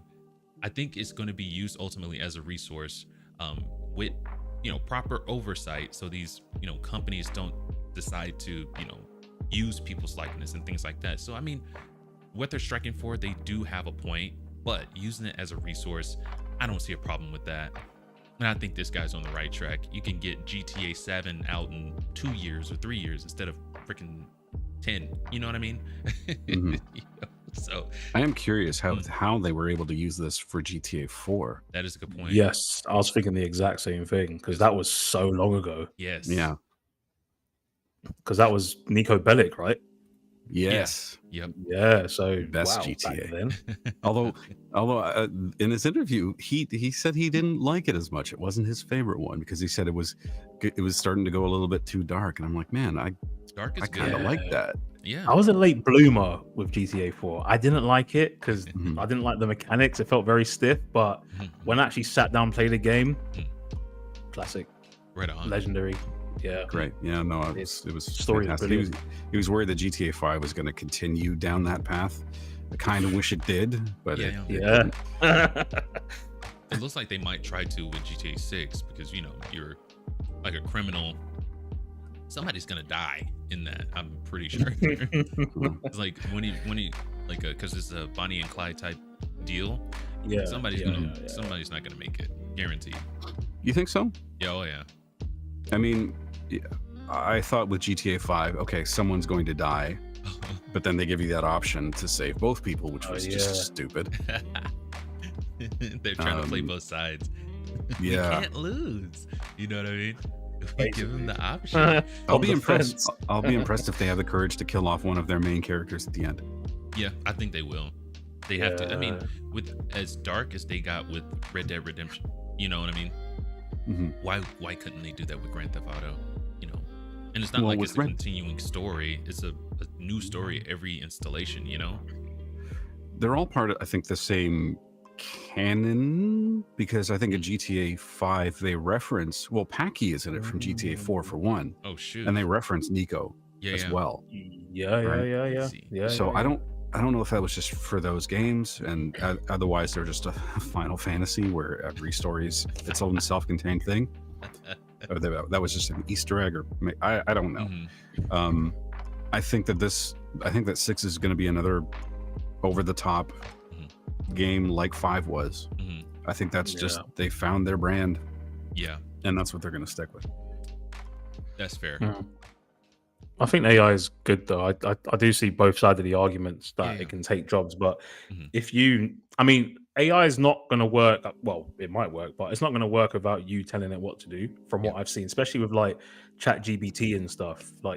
Chat GPT. That's what it is. So people have to put things in there. So I don't know, design me a website. You got to put the website you want. Right? Like you can put design me a website, but it might not be the design you want. So they can probably use it as a template. So maybe I want this specific AI model. It'll give you a template, then you can work off that. That will make your job faster. But I don't think it. All right, it might take some jobs like manual tasks, like Excel spreadsheet jobs and all of this stuff. But I think for jobs like this, which is very meticulous, because you need to test this thing, right? It's not guaranteed it's going to work. Right. I think it can certainly help. I think. But yeah, I'm very intrigued to see what they did at GTA 4 though. With this, I don't know if we know the answers or whatnot. No, I don't think it goes into it. The interview doesn't go much further into it either. Yeah. This is like this paragraph that you highlighted, Fox, is pretty much, I think, like the only thing in the interview about it. Right on. Most of the time, they're talking about like earlier GTA games. Because I don't think he was involved in 5, and he had a smaller role to play in 4. So yeah, I think the genie's out of the bottle. Yeah. With AI, I think now it's just a matter of finding out how to use it to make your job more efficient. Oh yeah. Using it as a tool. Same thing with like automation. I mean, throughout like the years, it's like the guys who would sell you ice. Now you have a fridge at home. You know what I mean? Yeah. They went out of business. The horse and carriage, the invention of the automobile, but the horse seller out of business and the carriage maker out of business. You know what I mean? And I mean, not well, except all for the Central way. Park. Central Park and the Amish. They're the only ones that are buying the horse and buggy. But other than that, people have upgraded to. And what about electricity? The candlestick makers. All it's been throughout the ages. People have been, what do you call it? Innovated out of their work, right? So I mean, this I should have nothing laughed, new. but that was quite funny. Candlestick makers. I didn't expect that one. That threw me off completely. There is rightfully a lot of fear around this because I think that there's a lot of assumptions that are being made. Yes. And because of its potential and in the hands of somebody who's in the hands of a company that doesn't necessarily value their employees, which is something that we'll get to in a little bit. It can motivate them to cut personnel. Mhm. The only thing what I'm wondering is when are we going to start seeing an AI driven corporation with like AI in the C-suite? Ooh. Get rid of Pete Parsons and replace him with a box. At least that box isn't going to go spend a bunch on stuff he doesn't need. What was Sorry, it? I'm getting She-Hulk ahead, I'm did getting something like that where they made Kevin Feige an AI robot or something like that. Yeah. That was. Oh, what a show! What a show that was. It was something. It was something. That needs a second season. We'll get into another kind of contentious one. I'd say this was well, not contentious, but gamers are mad and devs are mad. We're going to be talking about Bungie and how they just laid off 220 people and like what 50 or so or 150 are rolled into PlayStation. It's absolutely nuts. But let's get into what they said 2 years ago about not getting rid of people. We'll take a look at that. Well, yeah. Yeah, no kidding, right? It's bad. So this one is Yeah. February 22nd. Sorry, I'm just thinking. Oh god, the line that came to my mind is, oh well, that's easy because I it seems like they just don't consider them people. That's how they were able to get rid of them. Yes. Dude, Or a it's so subtitle. Times have changed. Yeah. It's like, or it's like, I thought you said. And he was like, yeah, but I lied. I lied. It's like a novel concept, right? I know. Bungie leadership assures employees Sony deal would not result in layoffs or restructuring. Companies, developers fear losing independence, but express cautious optimism after acquisition. And we know now that was a mistake.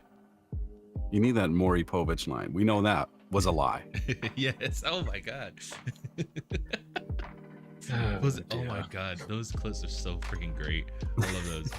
Nathan Grayson. This is over at the Washington Post. And this is honestly the only article I could find on it from what they said back when, you know. But let's see. For developers working at Destiny 2 studio, Bungie, this week started out even more atypical than most during these times of pandemic-prompted remote work. Early Monday morning, the police received a request to attend an ominous-sounding emergency virtual meeting. As the call began, employees were shocked to learn, at the same time as the public, that a chapter in the company's history was coming to an end. Bungie had been acquired by Sony, the Japanese entertainment and electronics. Don't get me wrong, there was good stuff in that. I hate the fluff though. Like, he's trying to tell me a story, but I'm interested in the substance, not the fluff around it. You know what I mean? But I mean, I gotta give Nathan Grayson, thank you for cataloging all this stuff, but let's get to the nitty gritty next time. Gotta get that word count up. Yeah, there you go. That's what it feels like. It's like being in high school all over again. Oh my gosh, dude. Let's see. Here we go. Okay. Bungie employees who spoke with the Washington Post on condition of anonymity, since they were not authorized to discuss the deal with the media, expressed concern that Sony might cramp their style despite promises from leadership that the studio will continue to self-publish and be creatively independent. Some noted that those plans might change over time, as they have with other major video game studios that have been acquired by big publishers over the years. Bungie's history of hulking out of multiple publishing deals suggests that its developers may not comfortably fit into somebody else's stable. Developers also expressed their skepticism of equity buyout programs seemingly designed to retain staff. Who basically, the Bungie said that we won't be getting rid of people. I want to say a year after they said that, they got rid of people, and now we're at 220 employees gone. Well, they got rid of people last year too, didn't they? At the end of 2023. This isn't their first set of layoffs, I don't believe. That's my bad. Holy crap! I'm 2023. Stop it. Okay, I think we're good. There we go. Okay, I had it. It was weird this entire time. But let's see. Bungie announced yesterday it would lay off 220 employees, 17% of the company, move 155 roles within Sony Interactive Entertainment, and take 40 or so and create a new sub studio under Sony for a new game. So Bungie were already working on a new game that's getting rolled over into the sub studio that Sony created, basically. This stuff is kind of ridiculous. So former employees have blasted Parsons, that's the CEO of Bungie, with former social media lead Griffin Bennett calling on him to step down. C-suite taking accountability for any of this, or still just withholding bonuses, and it'll be settled in-house. Poor leadership has crushed one of the greatest developers of all time, retired Pete. And like we said at the top of this, it seems that Pete Parsons is the only one that is safe from his bad decisions. No one else indispensable. Yes. He sounds indispensable, isn't he? Yeah. And I think that so these what do you call them? Investment firms who invest in these companies, they bring these CEOs on, right? And to Parsons' credit, he was in the industry before he went CEO, right? I want to say he worked on, Halo and all that good stuff. And then he got put in the leadership position as CEO. But as we'll find out, he kind of overextended the studio, and that came back to bite him in the buns. But let's get into more of the criticisms. It also drew lengthy condemnation from former community manager Liana Rupert, who has been vocal about her and her co-workers' mistreatment since the last round of layoffs. She directed this at Parsons: "You are a liar, a thief, there's so many things we can't discuss publicly. Step down and without the giant Sony payout. This isn't on Sony. This is squarely on the failure of leadership. Plain and simple." Even current community manager DMG, who recently returned to the company, did not hold back about the situation. "Inexcusable. Industry-leading talent being lost yet again. Accountability falling upon the workers who have pushed the needle to deliver for our community time and time again."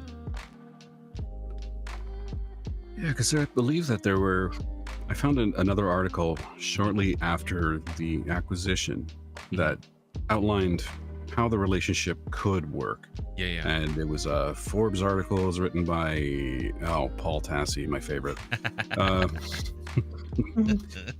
But he did outline the purpose of this deal has always seemed mainly to be the following: Bungie will get a whole bunch of resources from Sony that right now seems to be mainly focusing on hiring an absolutely ton of staff.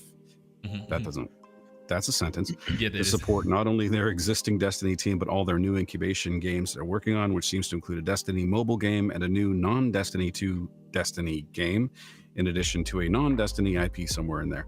And I believe one of those games is called Marathon. I don't really know anything about it. I don't know the mobile games going forward either. Sony will not just be earning profits from Destiny players on all their platforms, but the main goal is to set Bungie to help train their own litany of single-player focused team on how to make live games. I think they mean live service games. Yes. Where Sony allegedly has a dozen live projects planned in the next few years. Some we know about, like Last of Us 2 Factions. Others remain a mystery.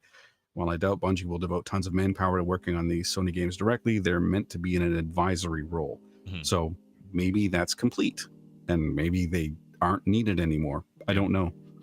And this one I found interesting. Final bonus, given that Sony has TV and movie productions, and Bungie is very much interested in taking a Destiny past games into movies and TV. Later on, that was just scrapped. They never got past the scripting stage of it. That sucks. Those would have been cool. That really sucks. A lot of I've never played Destiny, but a lot of people that are invested in that game really appreciate the lore. Yeah. So if you can take that and honor that lore and turn it into a movie or TV show, I think they were looking at getting one of the people that was involved in Arcane to be involved in this as well.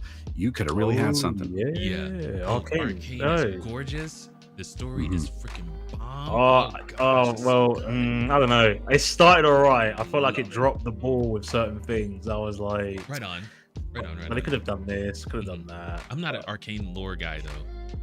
Like that's League of Legends, isn't it? League of Legends. Yeah, League of Legends. I've only knew it through Netflix. I just saw it. I was like, oh, what's this? And then right on. Yeah. Season 2's coming out soon. I think they dropped the trailer not too long ago. Yeah, it's the final one as well. Final season. Oh, it's the final season? They're only doing 2? I believe it's the final one. Yeah. Oh, shit. Bit like a good Squid Game. Yeah, good. I know, right? So they just you get to a point. Some of these guys don't know how to end it. It's like, dude, stop. Yeah. Well, Walking Dead is a prime example of that. Oh, let it. Yeah. Don't know how to or don't want to because it's cash cow. You know, it's just this perennial show that just gradually gets worse, and it's just villain of the week and Yeah, it's bad. Just have your story from beginning to end in mind, and then just create the episodes within that. Just stop trying to just make it a forever thing. You're not. Most of those don't ever work out. I mean, if you're not, The Simpsons can do it, South Park can do it, Family Guy can do it, but I mean, One Piece. The anime One Piece. I'll take your word for that. Yeah, I don't know. Because it's so daunting. I don't think I'm ever going to get into One Piece. Yeah, I've never seen an episode, but I just know it was going before I was born, and it's still going to this day. And I was like, "What the hell?" Right on. I do have some more stuff from the Bungie thing. I totally forgot I had these highlights going. Yeah. And this is coming from Parsons himself. Parsons then took time to talk candidly about how Bungie got here. And so we're getting to what he did to get them to the point where they're losing 220 of their people. Oh, I'm sure. I already feel like I know how this is going to go. I haven't read this, but I'm pretty sure it was like, I did everything right and somehow we still lost. Oh no, that's what's his name over at Embracer. I gotta give Pete Parsons some credit. The Embracer CEO, he should be ran out of town with pitchforks and yeah, that guy is awful. He's awful, legit. Why did I just picture that? Like, yeah, it's like, get out of here, you bad CEO, bad CEO, big bad nasty. Yeah. But Parsons, he then took time to talk candidly about how Bungie got here. For over 5 years, it has been our goal to ship games in 3 enduring global franchises. We realized that ambition. We set up several incubation projects, which seeded with senior development leaders from our existing teams. We eventually realized that this model stretched our talent too thin too quickly. It also forced our studio support structures to scale to a larger level than we could realistically support. Given our 2 primary products in development, Destiny and Marathon. I think Marathon is not yet out. I want to say they're still working on it. I don't know if it'll see the light of day now, but he explained. Additionally, In 2023, our rapid expansion ran headlong into a broad economic slowdown, a sharp downturn in the games industry, our quality miss with Destiny 2 Lightfall, and the need to give both the final shape and Marathon the time needed to ensure both projects deliver at the quality of our players expect and deserve. We were overly ambitious. Our financial safety margins were subsequently exceeded, and we began running in the red. Right, that's the key word right there. Yes. Margins. Yes. That's the key word right there. I mean, it's business at the end of the day. Yeah. So Yeah. I think, I mean, obviously we don't know, but it sounds like to me from when they made that commitment in, I think it was 2021, they probably thought, right, we're going to keep everybody now, steady the shit through COVID, whatever was happening at that time. Let's get to a stable place, and then there's going to be some point in time where we're going to cut some people, but let's get our let's steady the ship first. So we're stable. We have our plan. We have the games we want. Then we make a decision about everything else. I think that's because I've been made redundant before, so I know what it's like. Yeah. And they don't just make you redundant about having a plan. Whoa. I don't know if I agree with that. Oh, really? Okay. No. No, plan in a sense, not a plan for the employee. So, for example, they'll say something like, I'm just trying to think back to my experience. So they knew IT were going to be made redundant. Everyone knew, but they never said it. Yeah. But until they got what they wanted to do first for themselves from a strategic perspective, board level, then it's like, right, okay, we've got what we need. We should be able to do this. Now let's start getting rid of some staff members. But not just any staff members. Staff members they can get rid of. So that's when it's the whole voluntary redundancy thing first. Staff members who have been there the longest and are getting paid the most. Yep, exactly. Can we make them quit? I mean, I'm not saying this has happened. I'm just saying my experience. Can we make them quit without firing them or making them redundant? Because obviously there's no payout. All of these things. And that might tie into what the criticism is about, you know? It might be, potentially. From what I read, they're giving those people they're letting go pretty decent service packages. I don't know what that entails. I mean, I don't know what that entails, you know. £10 voucher? No, exactly. Yeah, no kidding. Oh gosh, CrowdStrike, what the hell? Yeah. But yeah, he said they're giving them decent service packages, so I assume they're gonna take care of the people they let go. Still brutal though. It was mismanaged, and if they would have done a better job, they wouldn't have had to let those people go. We talked about this. Yeah, go for it. Sorry. Saying that you're stretched too thin, that you felt that you were stretched too thin, tells me that you didn't adequately plan. Exactly. And if you're not adequately planning, you shouldn't be running that company. No. Exactly. So all of these people are going to be let go, and you're going to stay there. Are you suddenly going to learn how to properly manage going forward? How to properly forecast for how many people you'll need? Are you really going to do that, Pete? You should go. You should let somebody else who can properly, adequately manage these projects and the expectations therein and get out of the way. And I was thinking about this. Isn't it funny? Like the lower rung of these companies, we start with a low salary, right? And then we have to prove ourselves to gain bonuses and raises and things like that, right? Hopefully, yes. But the CEOs seem to get in these cushy positions, and even when they do fail, they still have access to stock options. They still have access to their bonuses and things like that. I think that is so unfair. Like, I don't. They could be on the board. They could be on the board of directors, because sometimes you have your. I'm not sure what this guy's position is, but he could be on board level where those decisions are made. He could be a shareholder within the business. Like, do you know what I mean? So basically, he's protected. Yeah. And we don't know what's being said in those boardrooms. He could be saying, "Oh, this person got it wrong. This person got it wrong." Yeah. Definitely. Yeah, Anything and everything will be sacrificed in order for him to keep his job. Yeah. As long as he can keep coming up with reasons why there's failures, and the reasons are anybody but him, he'll keep his job. Yeah. So he's not a Lars level bad, but he's still your run-of-the-mill CEO that will continue to be there after these 220 people have lost their job. In Skill Up, I love that guy so freaking much because he's outside of the box, right? Well, I mean, he covers so much information. But anyway, yes, a lot of these devs moved for this position, moved their families, uprooted their lives to work for Bungie. You know what I mean? Yeah. And now they've got to worry about not only their mortgage, if they go work for another freaking company, they got to uproot that life to go work for them. It's absolutely ridiculous. How flippant they are about just letting these people go.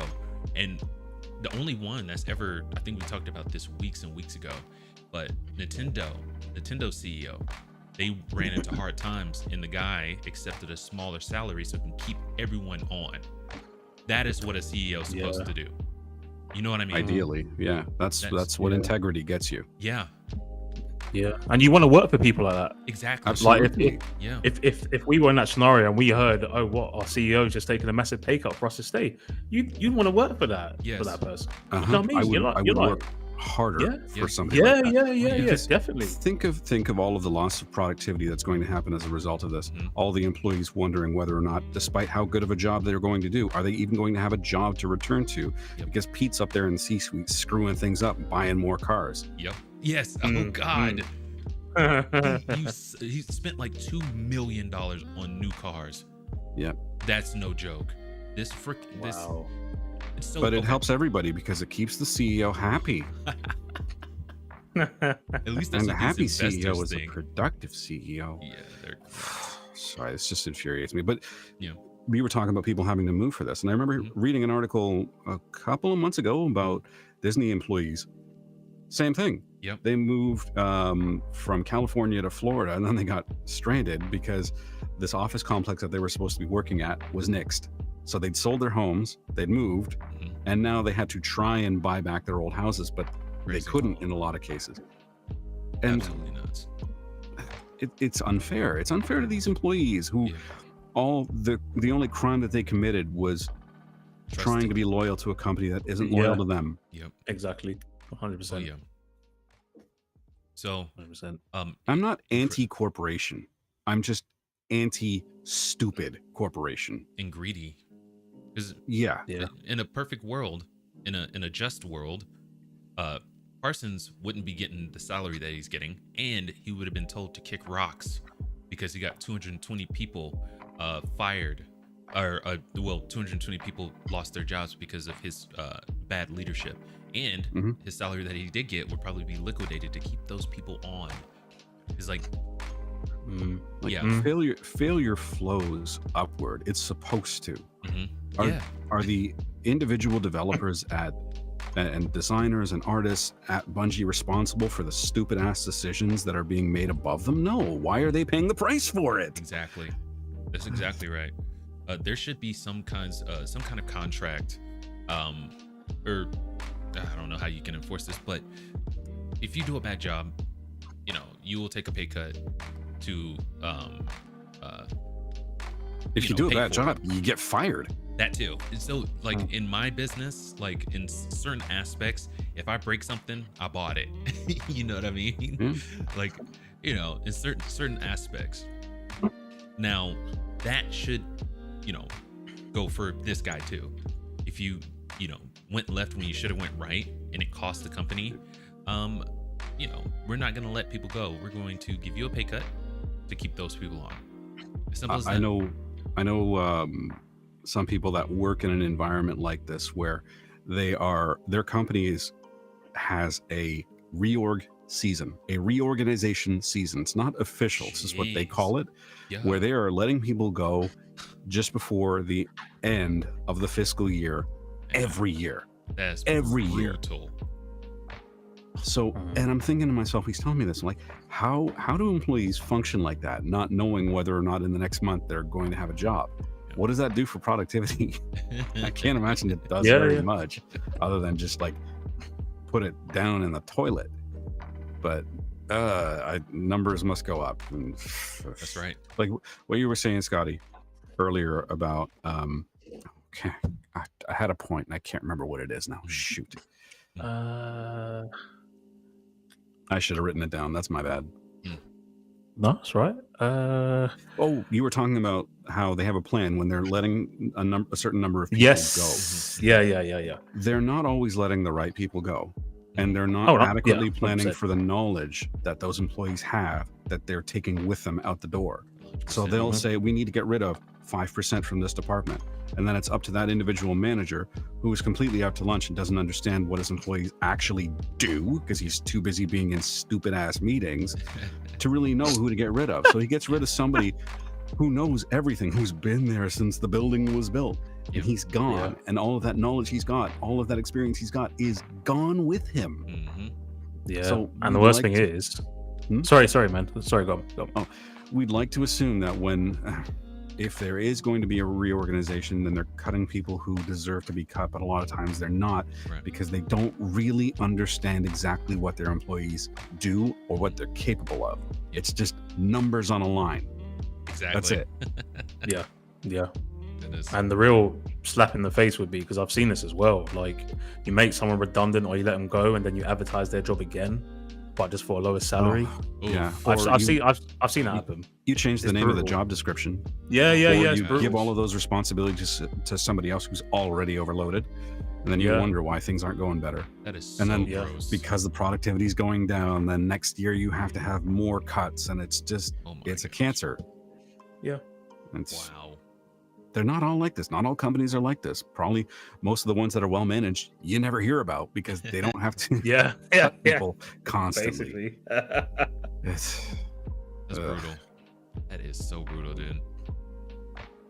It's frustrating to read about this. It's frustrating to hear about this. It's it seems like this, a lot of cases, it could be avoided, but it ends up just being like, oh, well, we couldn't have seen this coming. Well, isn't it your job to see this coming? Like, what exactly are you doing? Yeah, that's business, right? Like, did you think COVID was going to be going on forever and people would be just inside all the time? You know what? Effectively. No, literally, so many companies I bet thought that with the whole. That's right. With the whole remote working thing, they probably thought, "Oh, look at the profits got," because everyone's at home. Netflix, I think a lot of people watching Netflix. A lot of people were on the Xbox, PlayStation, PCs. I think they probably, and that's probably why the margins were skewed a bit because they probably thought, "Oh, let's try to keep up this expectation." Now it's like, well, no, reality is going to hit again. We're going to go back into the office, and people are not going to be on your platforms as much. So that's going to have to dip a little bit. Yep. They were totally. How do you miss that? That just seems like a ridiculous oversight. It's like, oh, people will want to go outside again when they get the chance.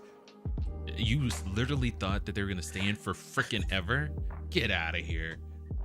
Yeah. Money's changing hands in a big way, I think. You didn't plan adequately for post-COVID, which means you didn't plan adequately. Yeah. You didn't, Mr. Parsons. Mr. Parsons. Mr. Parsons. Mr. Wingafors, Mr. whoever. Lars, the worst of the worst. Darth Lars. Darth Lars. Jeez, that sounds so good. He's the perfect villain. Perfect villain. I love it. Darth Lars. He's no Dr. Doom. Sorry, I thought. No, Dr. Doom's smart. He'll be forever known on this channel as Darth Lars now. Darth Lars. Love it. Thank you, Nos. That's fantastic. Oh, you're welcome. I'm gonna stop ranting now. No, it was good. It was really good. It was much needed, because I'm sure a lot of us needed to let that steam off because it's just unfair. It's unfair. Belling up is a real thing, and they prove it time and time again. Good Lord. I'm just making some changes over on this side. You want me to rant some more? I can cover you. I can. Oh, there's plenty to say about. I went to a pizza place yesterday, and they gave my pizza to somebody else and didn't tell me. I had to wait for 40 minutes. Stop it. Yeah, not kidding. Oh, Canada. Oh, Canada. Oh, I was livid. Oh, but I don't want to talk about that either. But more importantly, what toppings did you get? It's just a pepperoni pizza. It's just a pepperoni. Okay. Yeah. Just pineapple. simple. Do you have pineapple in your pizza, Nas? Are you asking me if I like pineapple in pizza? Yeah. Sometimes. Dope. Yes. Sometimes I do. Okay. Pineapple and Bots, take jalapeno it, is a you good do. combination. Stop it. I've never Hot and tried sweet. it. Okay. It's good.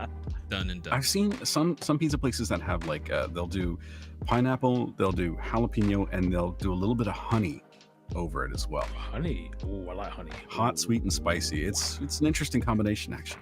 I tried to make something like that for my family because I get hot honey. I used hot honey Mhm. and I got everything, the green peppers and things like that. Got it on Nice. there, sausage, you name it, and I put that on there, and they were like, "Ugh, disgusting." They hated it. What? Yeah, it was unfortunate. I'll use less toppings next time. But Was this just like oversaturated? it might have been. It was too many flavors, and the sweet probably didn't help. You know what I mean? Oh, okay. But yeah, I love making pizzas. They're like they're like my favorite thing to make because the process is just therapeutic. Yes. Are Yeah, you yeah, like yeah. making them from scratch, like with the pizza dough, or Yeah, it's No a lot kidding. of fun. Oh, Yeah. cool. right on? Oh, I love it, man. One Dinner of at those Fox's things- house. Yes. If Yeah. you gotta like, what do they call it? It's different. The different places you go, like Husky is everything on it, and then you got the works and whatnot.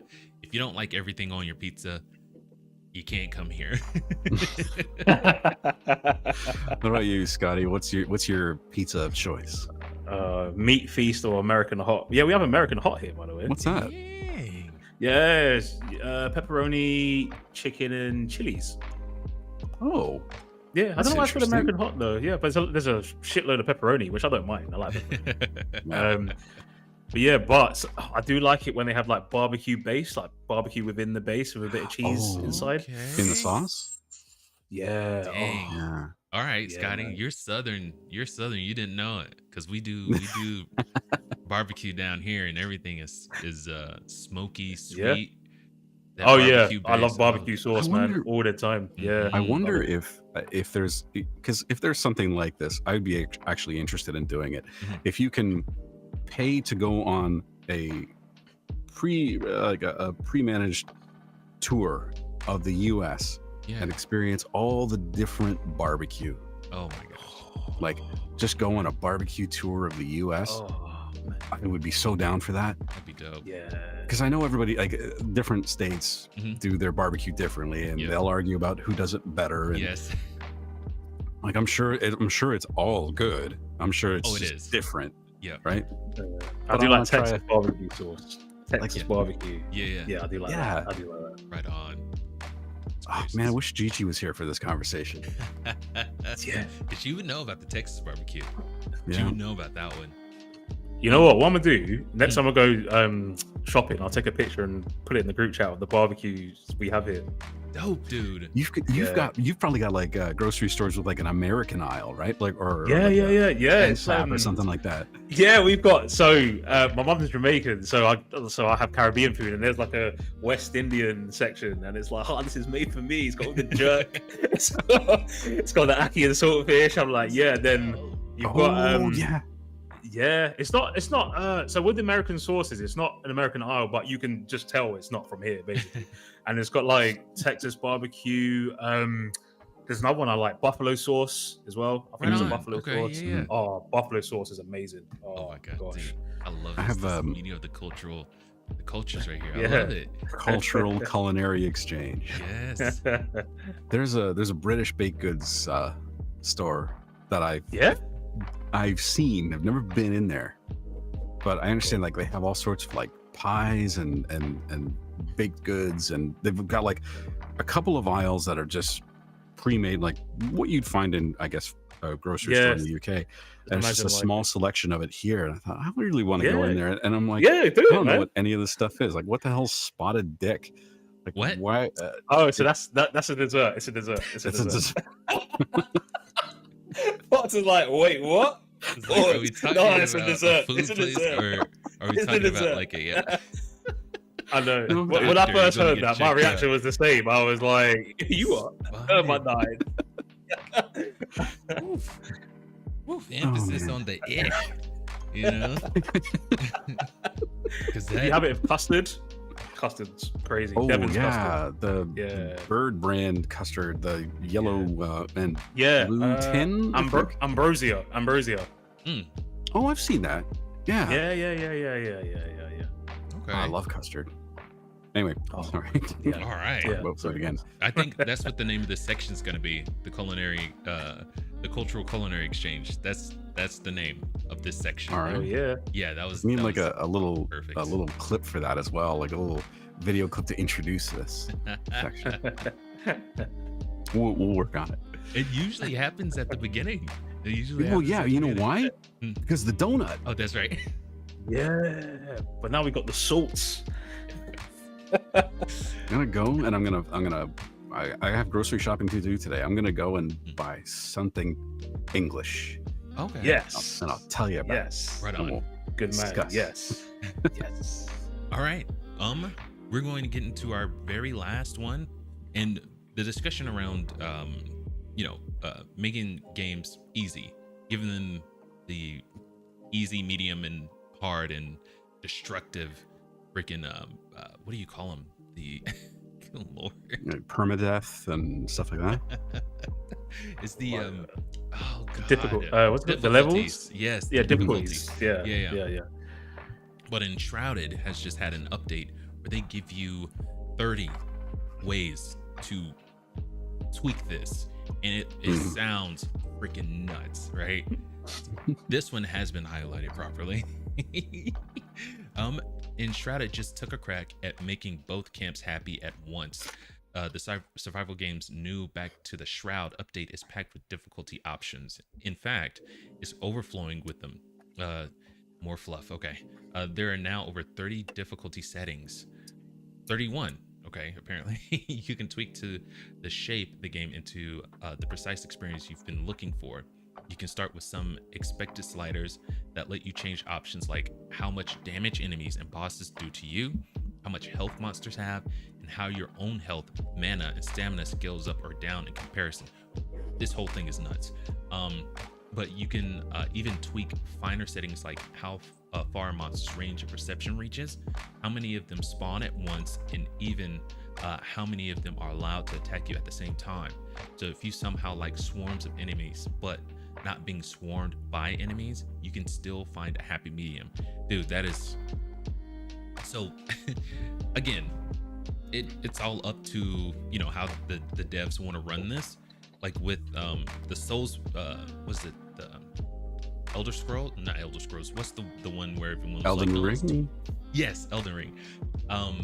He was like, it's part of the experience to, get your crap beat into the dirt, right? Part of the experience. But, go forth, God bless him for that. But I think the way Enshrouded is handling this, I think this is a much more wide-reaching type strategy. I think this is great. Seriously, if I'm being completely honest, I wouldn't be mad at Elden Ring if they did something like this. But, I know somebody in the chat was going to be like, get good, loser. And it was like, yeah, all right, fair enough. I think this approach would, bring more people into it, though, make it more popular. We're going to finish out with this. Survival fans who want a more traditional experience, great news. You can finally starve to death in Enshrouded, if that's been on your wish list. You can activate starvation mode, so you have to eat to live, and you can even adjust the amount of time it takes you to starve. Once your belly is empty, you can now also specify what you lose when you die, which is crazy. The default is that you just lose crafting materials, which are dropped into a container at the spot of your death. But now you can make it so you lose all your gear, or a la Valheim. Ouch. Okay, whatever. We're not gonna do that. You're doing too much, article. Goodness gracious. I love this. Oh yeah? I love this. Honestly, I do. Right on. I love this level of granularity that you can have with a game. Right. Because I played so 2 games that I put a lot of time into. Well, 2 series, like so Skyrim, Elder Scrolls specifically, and Fallout. Yeah. And I would download and install mods that would add these sort of features to it, because by default, I think there's survival mode in some of these games where it says, okay, you have to go to sleep, you have to eat or whatever. But there was one particular mod, or one set of mods I think I installed for Skyrim, that actually would affect your stats if you went too long without eating, drinking water, or sleeping. You had to cook food, because if you ate food that was raw, you'd get diseases which would affect your stats. That affect your like mana regeneration or health regeneration and stuff like that. Some would actually give you a disease that you need to cure or you die. Your character would yawn and you'd actually start to see them blink slowly if you were too tired. The amount of available mana that you had to cast spells was reduced, because think about it, if you're tired, you can't concentrate as much. Right. And it made sense. And I like that. It changed how I played the game. It changed how I manage my inventory, because I have to carry all this stuff with me. I need to carry stuff to build a campfire, and it's not stuff that was originally included in the game. So actually seeing it integrated into the game means that there's less of a chance of there being any sort of compatibility issues. And it just allows people to tune their experience, to tweak their experience, make certain parts more difficult, make certain parts a little bit easier. I love this. 30 is a lot. Yes. Yeah, it is. Yeah. It's But freaking absolutely nuts, man. this is great, especially from a game I've never even heard of. I want to say it came out this year. I want to say. I looked it up. It was released in early access in January of this year. Right on. And developed by Keen Games. That's right. Yeah. I'm trying to think, how easy would it be? Is it just a case of just walking through the game and then I don't know. Take a stroll and just admire the atmosphere and just. But have you ever played one of those games where you reach a certain level where it's like, okay, I can pretty much do anything, I can take on any enemy, and it's just easy, and you just want to make it harder. You want that. Yeah. I don't know about you guys, but with some games, I like the early stages of the game, because that's the most challenging. You have to get up to speed. You got to get your gear. Bosses and even regular enemies will just kick your ass if you're not careful. Nice. But you get to a point where it's like, okay, I've got myself stable. Now it's easy. Now it's too easy. Yeah. And I want that challenge back. So I'm wondering if this might be a way of doing it. Yeah, I know what you mean. Because there's some levels which I've done on games where I was like, oh, is that it? And then you're a bit like, I want to do that again, but I want to challenge. I want to work for it. Yeah. But you probably do have an audience now where they want things easy, because we grew up with games where, Nazi mentioned it off air. You lose on a game after you have certain lives, you got to start again. Like, we came from that era. Yeah. Where now everything's auto-saved, so it's like, well, they don't know what it's like. So when we say, well, this should be more difficult, well, what do you mean? It's like, you haven't experienced what we experienced. We worked for this. Like, so you guys? Freaking, oh yeah. Where if you lose, you die. Yeah. You die for real. No respawn. Done. That's hilarious. I'm gonna see if this works. For everyone watching, if up to this point you enjoy what you see, definitely leave a like. See, I knew it was gonna be too big. Like, share, and subscribe. We really appreciate it. And on top of that, we've got our panel is, second to none. These guys, and even GG and Ken and J Boog, it's absolutely top tier stuff, and you can see their opinions now. That it's great. It's well rounded, thoughtful, intelligent. I love all your guys' stuff. So I do have it in the description. Go ahead and visit their channels, their Twitches, their YouTubes. You won't regret it. You'll find something, and it's all gamer based too. So if you're into gaming, you'll find something you like, guaranteed. I'll put my stamp on approval on that anytime. You guys have really blown me away. Seriously. Well, thank you, sir. Oh, thank you, Much man. appreciated. Always love being here. Oh yeah. So I will getting to the point, final thoughts?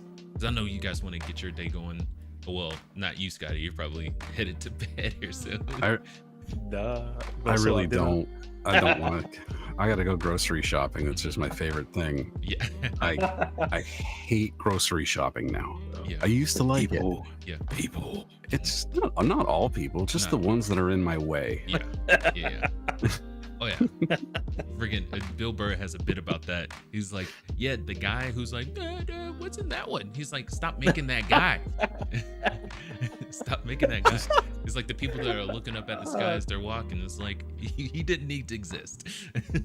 Just understand sometimes that there is a world that exists outside of your head, and there are other people that need to do the same thing that you do. So have a little bit of consideration for them, because I try to be considerate of damn near everybody, maybe to a fault, probably to a fault, because most people don't seem to give a crap about anybody but themselves. Yeah, dude. And I feel like I always run into those people when I'm grocery shopping. They're like, oh, Nas is leaving his house to come grocery shopping. Everyone, go now. Yeah, they're on the radios. They're like, he's on the move. Hey, slow driver number 1, get in his way. Oh boy, yes. Oh yeah. There's a pedestrian crossing the street. Okay, untie your shoelaces and tie it up in the middle of the crosswalk, please. Okay, thank you. Yeah, it's all a big conspiracy. Yeah, dude. Sometimes it feels like that. Like the Matrix. I do think that way sometimes. I'm not gonna lie. I do think that way sometimes. The Matrix talk is not too far fetched, dude. It's like, why wouldn't you just go to the other side and then tie your shoes when you're out of the way? That makes no sense. But the funny thing is that none of this is orchestrated. None of this is premeditated. This is just people being people. Yeah, exactly. It's just naturally oblivious. Oh yeah. I wish I could do that. I really wish I could do that. I almost envy those people.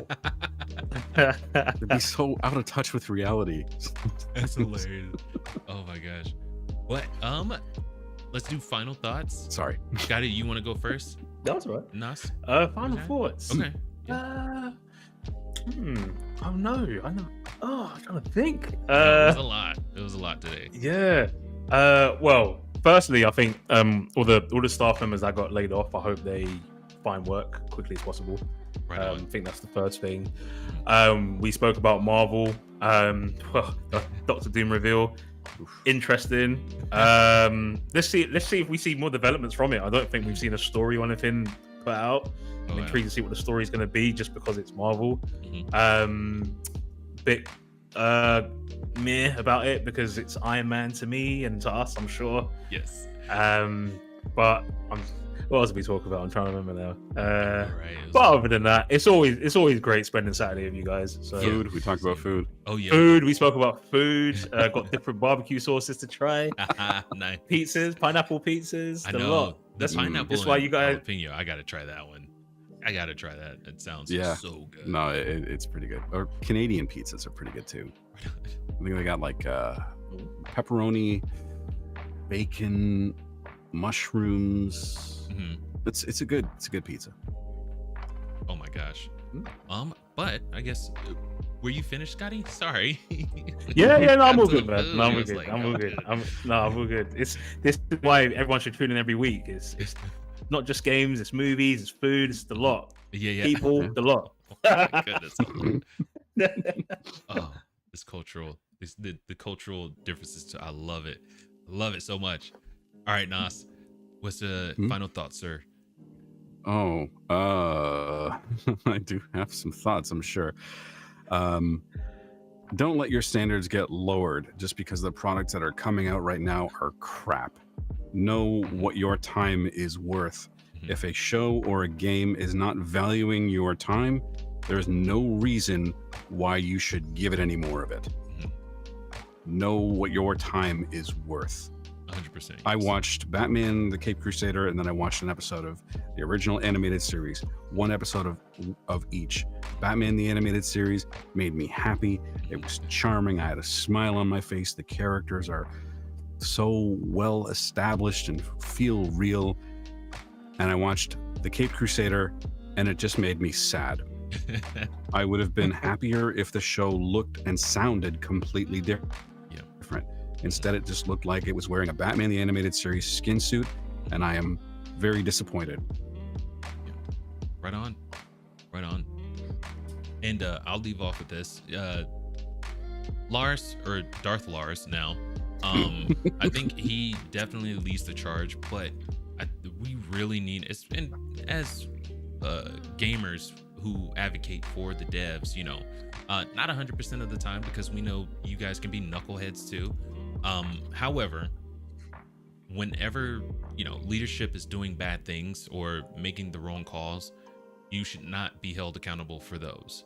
I would love to see, you know, gamers and devs and people, the working class people, band together and fight for something to change at the top, because this stuff just can't keep flying.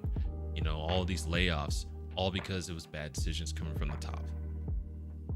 I hate to see it. Like you said, Scotty, I do hope those people that were laid off and let go, I hope you swiftly find something else. But yeah, it's dude, out of all the stories, that's the one that's burning in my mind right now, because it's just so freaking, it's happening too often, and you see no one taking accountability or getting consequences for it. So I do have one sort of side thought. I don't know if I mentioned this at the time. Just, I don't want to go back to this, but how do you say that you're spread too thin and then you lay off 200 people? How does that help? Exactly. Spread too thin, let's get rid of people. Now you're spread even more thin. That doesn't make sense. Yeah. That's a good point. That's a good point. Yeah. And I'm thinking maybe they decided to put the project they were working on that hadn't been announced to Sony. That way they don't have to, you know, spend money getting it out the door. I don't know. I don't know. No idea. You may be putting more thought into it than they did. Hey, I could become a CEO then. You know, but yeah, right on. Buy all those fancy cars. Yeah. It's not cars for me. It's it'd be consoles. It's the figures. It's that. It'd be consoles and arcade cabinets and yeah. Oh yeah. Oh gosh. It's like Astro Bot controllers. That would have their own case. Like you would have a Xbox. You'd have a collection of ass controllers. Yeah. A collection of every single size and shape and color. Yeah. That's right on. Well, you guys go forth and enjoy the rest of your Saturday. Friggin' thank you for dropping by. Much appreciated. Always a pleasure. Glad to do it, man. Oh yeah. All right. First and foremost, thank you to the panel. They're amazing as always. Top form, everyone. And if you want to see more of their stuff, all that is in the description. Visit their Twitch, their Twitter, their in their YouTubes. You'll find something that you like, guaranteed. Along with that, while you're down there looking at that, we do also have our stuff. We have a bunch of videos that can get caught up on live streams. So do take advantage of that. Also, while you're down there. And last but definitely not least, thank you to the viewers who took their time out and made us a part of your day. Without you, there'd be no reason to wake up at 7 o'clock in the morning and do this. So thank you. And you guys have a good day. You can catch us next Saturday at the same time. Until then, keep it casual. Peace.